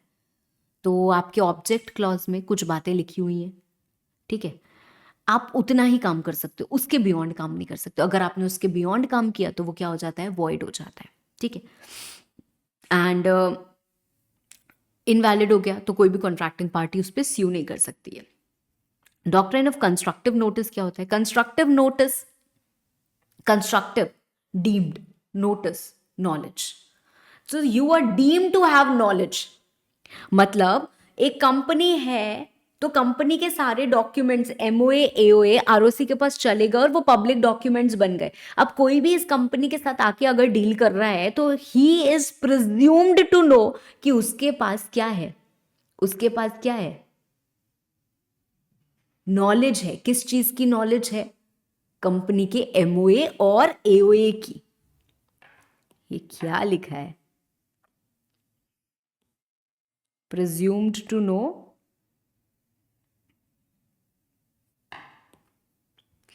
about MOA and AOA as they are public documents. वो क्या हो जाते हैं? पब्लिक डॉक्यूमेंट्स होते हैं, जाते हैं व्हेन रजिस्टर्ड विद आरओसी। ठीक है, इसको हम बोलते हैं। अब इसका ऑपोजिट होता है डॉक्ट्राइन ऑफ इंडोर मैनेजमेंट। ठीक है, they are presume to know, मतलब they are deem to have knowledge of the same. हम मान लेते हैं कि यार आप वो तो पढ़ के आए होगे, आप ये प्लीड नहीं कर सकते, हमें तो पता ही नहीं था कि आपके आर्टिकल्स में ऐसी बात लिखी है। अरे क्यों नहीं पता था? वो आप पब्लिक डॉक्यूमेंट, आपको पढ़ के आना चाहिए था। पर इसका ऑपोजिट होता है डॉक्ट्राइन ऑफ इंडोर मैनेजमेंट, जो आपको हेल्प करता है। अब आर्टिकल्स में लिखा था कि रेजोल्यूशन पास करके ऐसा कर सकते हैं। अब रेजोल्यूशन आपने पास किया या नहीं किया ये थोड़ी ना हम इंक्वायर करेंगे। So we are not presume to know कि इंटरनली आपकी क्या इरेग्युलरिटी चल रही है, प्रॉब्लम चल रही है। We are not deem to know that. Now we can plead कि अरे हमें नहीं पता था कि आपने रेजोल्यूशन नहीं पास किया, because we are not required to inquire into that. But अगर हमें इरेग्युलरिटी की नॉलेज थी, पता था, फिर भी हमने वो काम कर लिया, फिर भी हमने कॉन्ट्रैक्ट में एंटर कर लिया, अब हम लास्ट में जाके कोर्ट को बोल रहे हैं हमें थोड़ी ना जानने की जरूरत थी। अरे जानने की जरूरत नहीं थी, पर पता तो था ना तुमको, तो कैसे तुम प्लीड कर सकते हो ये चीज? तो ये एक्सेप्शन हो जाता है of doctrine of indoor management. Next is negligence. आप जान सकते थे, आपने कोशिश ही नहीं की। And third is forgery. Forgery is complete nullity. Forgery में इनोसेंट वाला भी धोखा खाता है और इनोसेंट वाले को भी नुकसान होता है, उसमें कुछ हम कर नहीं सकते हैं। ठीक है, अगला हम आते हैं हमारे सेक्शन 8 कंपनी पे। सेक्शन 8 कंपनी बेसिकली आपको पता है कि क्या होती है। नाउ इसकी अगर हम इनकॉर्पोरेशन की बात करें तो इसमें स्लाइटली थोड़ी सी चीज़ें अलग होती हैं। क्या चीज़ें अलग होती हैं? इसमें हमें लाइसेंस ऑब्टेन करना होता है। ऑल्दो लाइसेंस अब हमको स्पाइस प्लस फॉर्म से ही मिल जाता है। ठीक है, तो कुछ चीज़ें हैं एडिशनली जो आपको फाइल करनी होती हैं। स्पाइस प्लस आप फाइल करते हो और आपको सर्टिफिकेट ऑफ इनकॉर्पोरेशन मिल जाता है। अब स्पेशल बातें ये हैं कि लाइसेंस आपको जो दिया गया है सेंट्रल गवर्नमेंट ने, वो रिवोक भी किया जा सकता है। कब रिवोक किया जा सकता है? आपको सीजी ने लाइसेंस दिया था ताकि आप सेक्शन 8 की कंडीशंस को कंप्लाई करें, आपने उनको कॉन्ट्रवीन किया। या फिर आपको जब लाइसेंस दिया गया था तो कुछ एडिशनल कंडीशंस बताई गई थी कि ये भी आपको कंप्लाई करनी पड़ेंगी, आपने नहीं की तो आपका लाइसेंस छिन सकता है। आपने फ्रॉड्यूलेंट कंडक्ट किया या आपने ऑब्जेक्ट्स को वायलेट किया, मतलब आपके ऑब्जेक्ट्स में लिखा था कि हम स्पोर्ट्स प्रमोट करेंगे, आप कुछ और ही प्रमोट कर रहे हो। ठीक है, या फिर आपने कुछ ऐसे काम किया which is not in public interest. This is a wide term which is left to incorporate all the cases कि ये पब्लिक के हित में नहीं है। ठीक है, तो ऐसा कुछ भी अगर किया तो आपका लाइसेंस क्या किया जा सकता है? वापस भी लिया जा सकता है। ठीक है, तो अगर आपका लाइसेंस वापस ले लिया जाएगा तो आपको अपनी कंपनी को या तो प्राइवेट पब्लिक जो भी है बनाना पड़ेगा and you will have to change the name after revocation. और एडिशनल ऑर्डर्स भी पास किए जा सकते हैं कि भाई सेक्शन 8 कंपनी है, इसमें बहुत सारी डोनेशन आई हुई है, अब ये अगर प्राइवेट कंपनी बन जाएगी तो क्या होगा? दिक्कत हो जाएगी। तो हमने एडिशनल ऑर्डर पास कर दिया कि वाइंडिंग अप के केस में आपको क्या करना है, इसका जो पैसा है इंसॉल्वेंसी फंड में आपको डाल देना है। ठीक है, तो एडिशनल ऑर्डर्स भी पास हो सकते हैं एंड इसके रिस्पेक्ट में हमारे पास पेनाल्टीज होती हैं। ठीक है, एक स्पेशल फीचर कि एक सेक्शन 8 कंपनी का मेंबर फर्म भी बन सकता है। ओके, और एक स्पेशल और बात कि इसके जो मेमोरेंडम और आर्टिकल्स होते हैं उसका ऑल्टरेशन जो होता है वो सीजी के अप्रूवल के बिना नहीं हो सकता है। ठीक है, क्या सेक्शन 8 कंपनी को कन्वर्ट किया जा सकता है? यस, सेक्शन 8 कंपनी को आप कन्वर्ट कर सकते हो by just applying to regional director. हम रीजनल डायरेक्टर को एप्लीकेशन देते हैं और रीजनल डायरेक्टर को एप्लीकेशन देने के बाद हम क्या कर सकते हैं, हमें उनका अप्रूवल मिल जाता है और हम कन्वर्ट कर सकते हैं with whatever additional orders are passed, उनको फॉलो हम करते हैं और उसके बाद हम क्या कर सकते हैं, कन्वर्ट कर सकते हैं। ठीक है, ओके, नाउ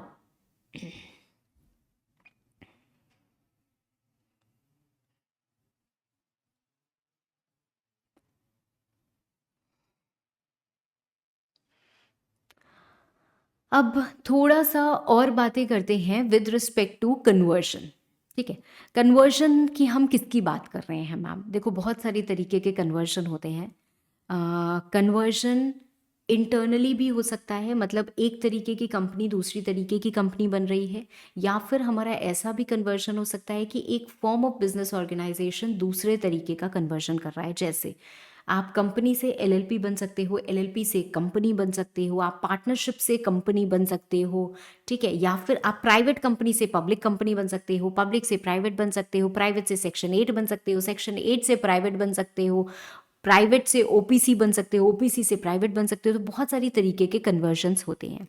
अगर इंटरनली हम बात करें कन्वर्जन्स की तो सेक्शन 18 है हमारे पास एक, जो कन्वर्जन की बात करता है कि एक कंपनी दूसरी तरीके से कैसे कन्वर्ट हो सकती है। तो बहुत सिंपल सा प्रोसीजर है एक तरीके की कंपनी आपको कैसे कन्वर्ट होना है, सेक्शन 18 में लिखा है, आप ऑल्टरेशन करिए अपने मेमोरेंडम में, आर्टिकल्स में, आप फाइलिंग करिए और आप उसके बाद क्या हो जाएंगे, कन्वर्ट हो जाएंगे। यहाँ पे फिलहाल अब जो हम बात कर रहे हैं वो हम बात कर रहे हैं कन्वर्जन एलएलपी की। ठीक है, कैसे कन्वर्जन एलएलपी की? एलएलपी कंपनी बनना चाहता है या कंपनी एलएलपी बनना चाहती है? तो पहले हम बात करते हैं, एलएलपी कंपनी बनना चाहती है, कंपनीज एक्ट में दिया हुआ है। Section 366 read with companies authorise to register rules 2014, वो हमको ये चीज बताता है कि कैसे एक एलएलपी कंपनी में बन सकती है, प्राइवेट कंपनी या पब्लिक कंपनी में बन सकती है। ठीक है, now you have to understand one thing before we proceed further.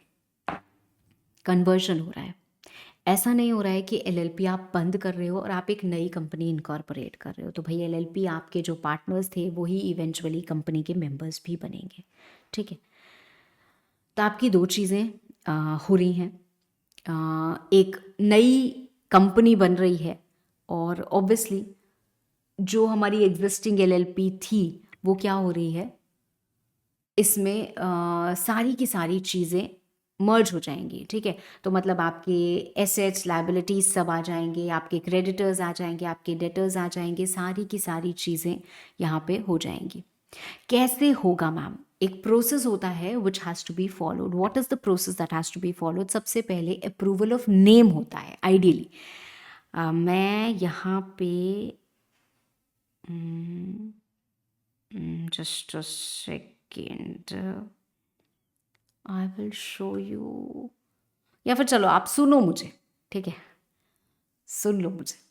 सबसे पहले क्या होता है, अप्रूवल ऑफ नेम होता है। मैंने यहाँ पे कहीं पे तो लिखा हुआ है,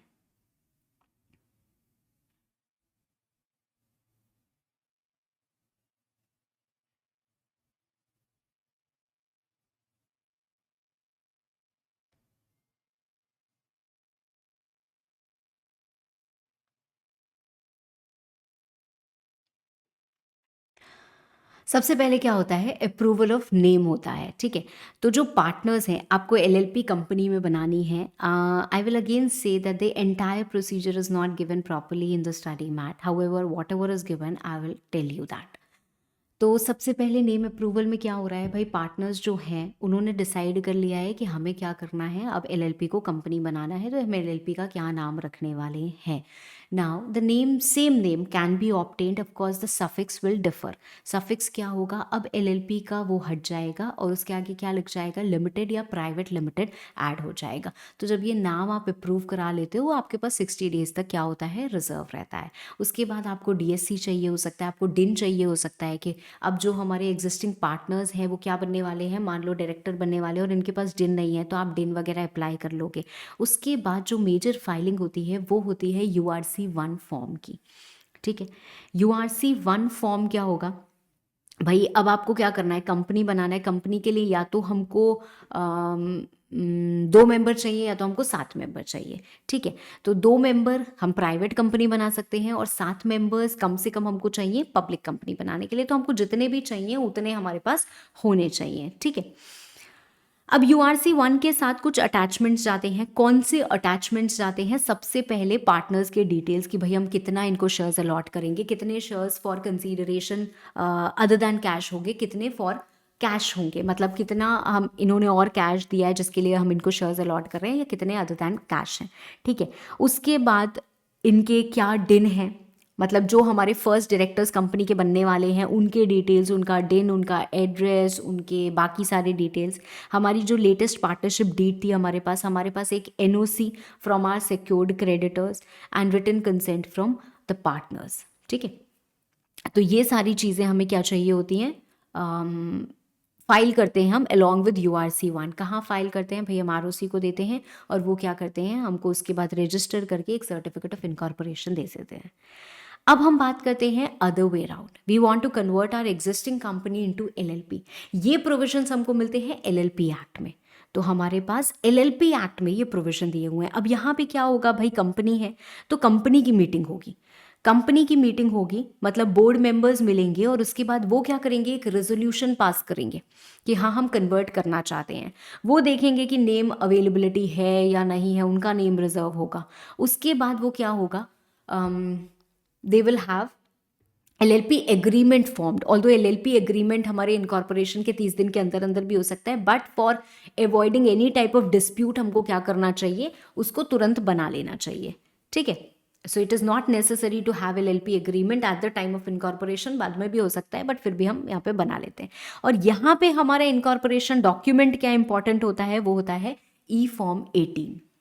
ई फॉर्म 18 के साथ भी हमारे कुछ अटैचमेंट्स जाते हैं। कौन से अटैचमेंट्स जाते हैं, एक स्टेटमेंट ऑफ शेयर होल्डर्स जिन्होंने अपनी कंसेंट दी है, एक statement of assets and liabilities जो ऑडिटर वेरीफाई करके देता है कि हाँ भाई ये सही है, और हमारे क्रेडिटर्स उनकी कंसेंट, ठीक है, हमारे डायरेक्टर के डिटेल्स। तो ये सारी चीज़ें हम क्या करते हैं, सबमिट करते हैं, और उसके बाद क्या होता है, इनकॉर्पोरेशन हो जाता है, ठीक है। सो ब्रीफ में मैंने आपको ये बताया है, although there is an elaborate procedure but you don't have to read that elaborate procedure, तो आप इतना ही पढ़ेंगे तो इतना आपके लिए काफ़ी होगा, राइट।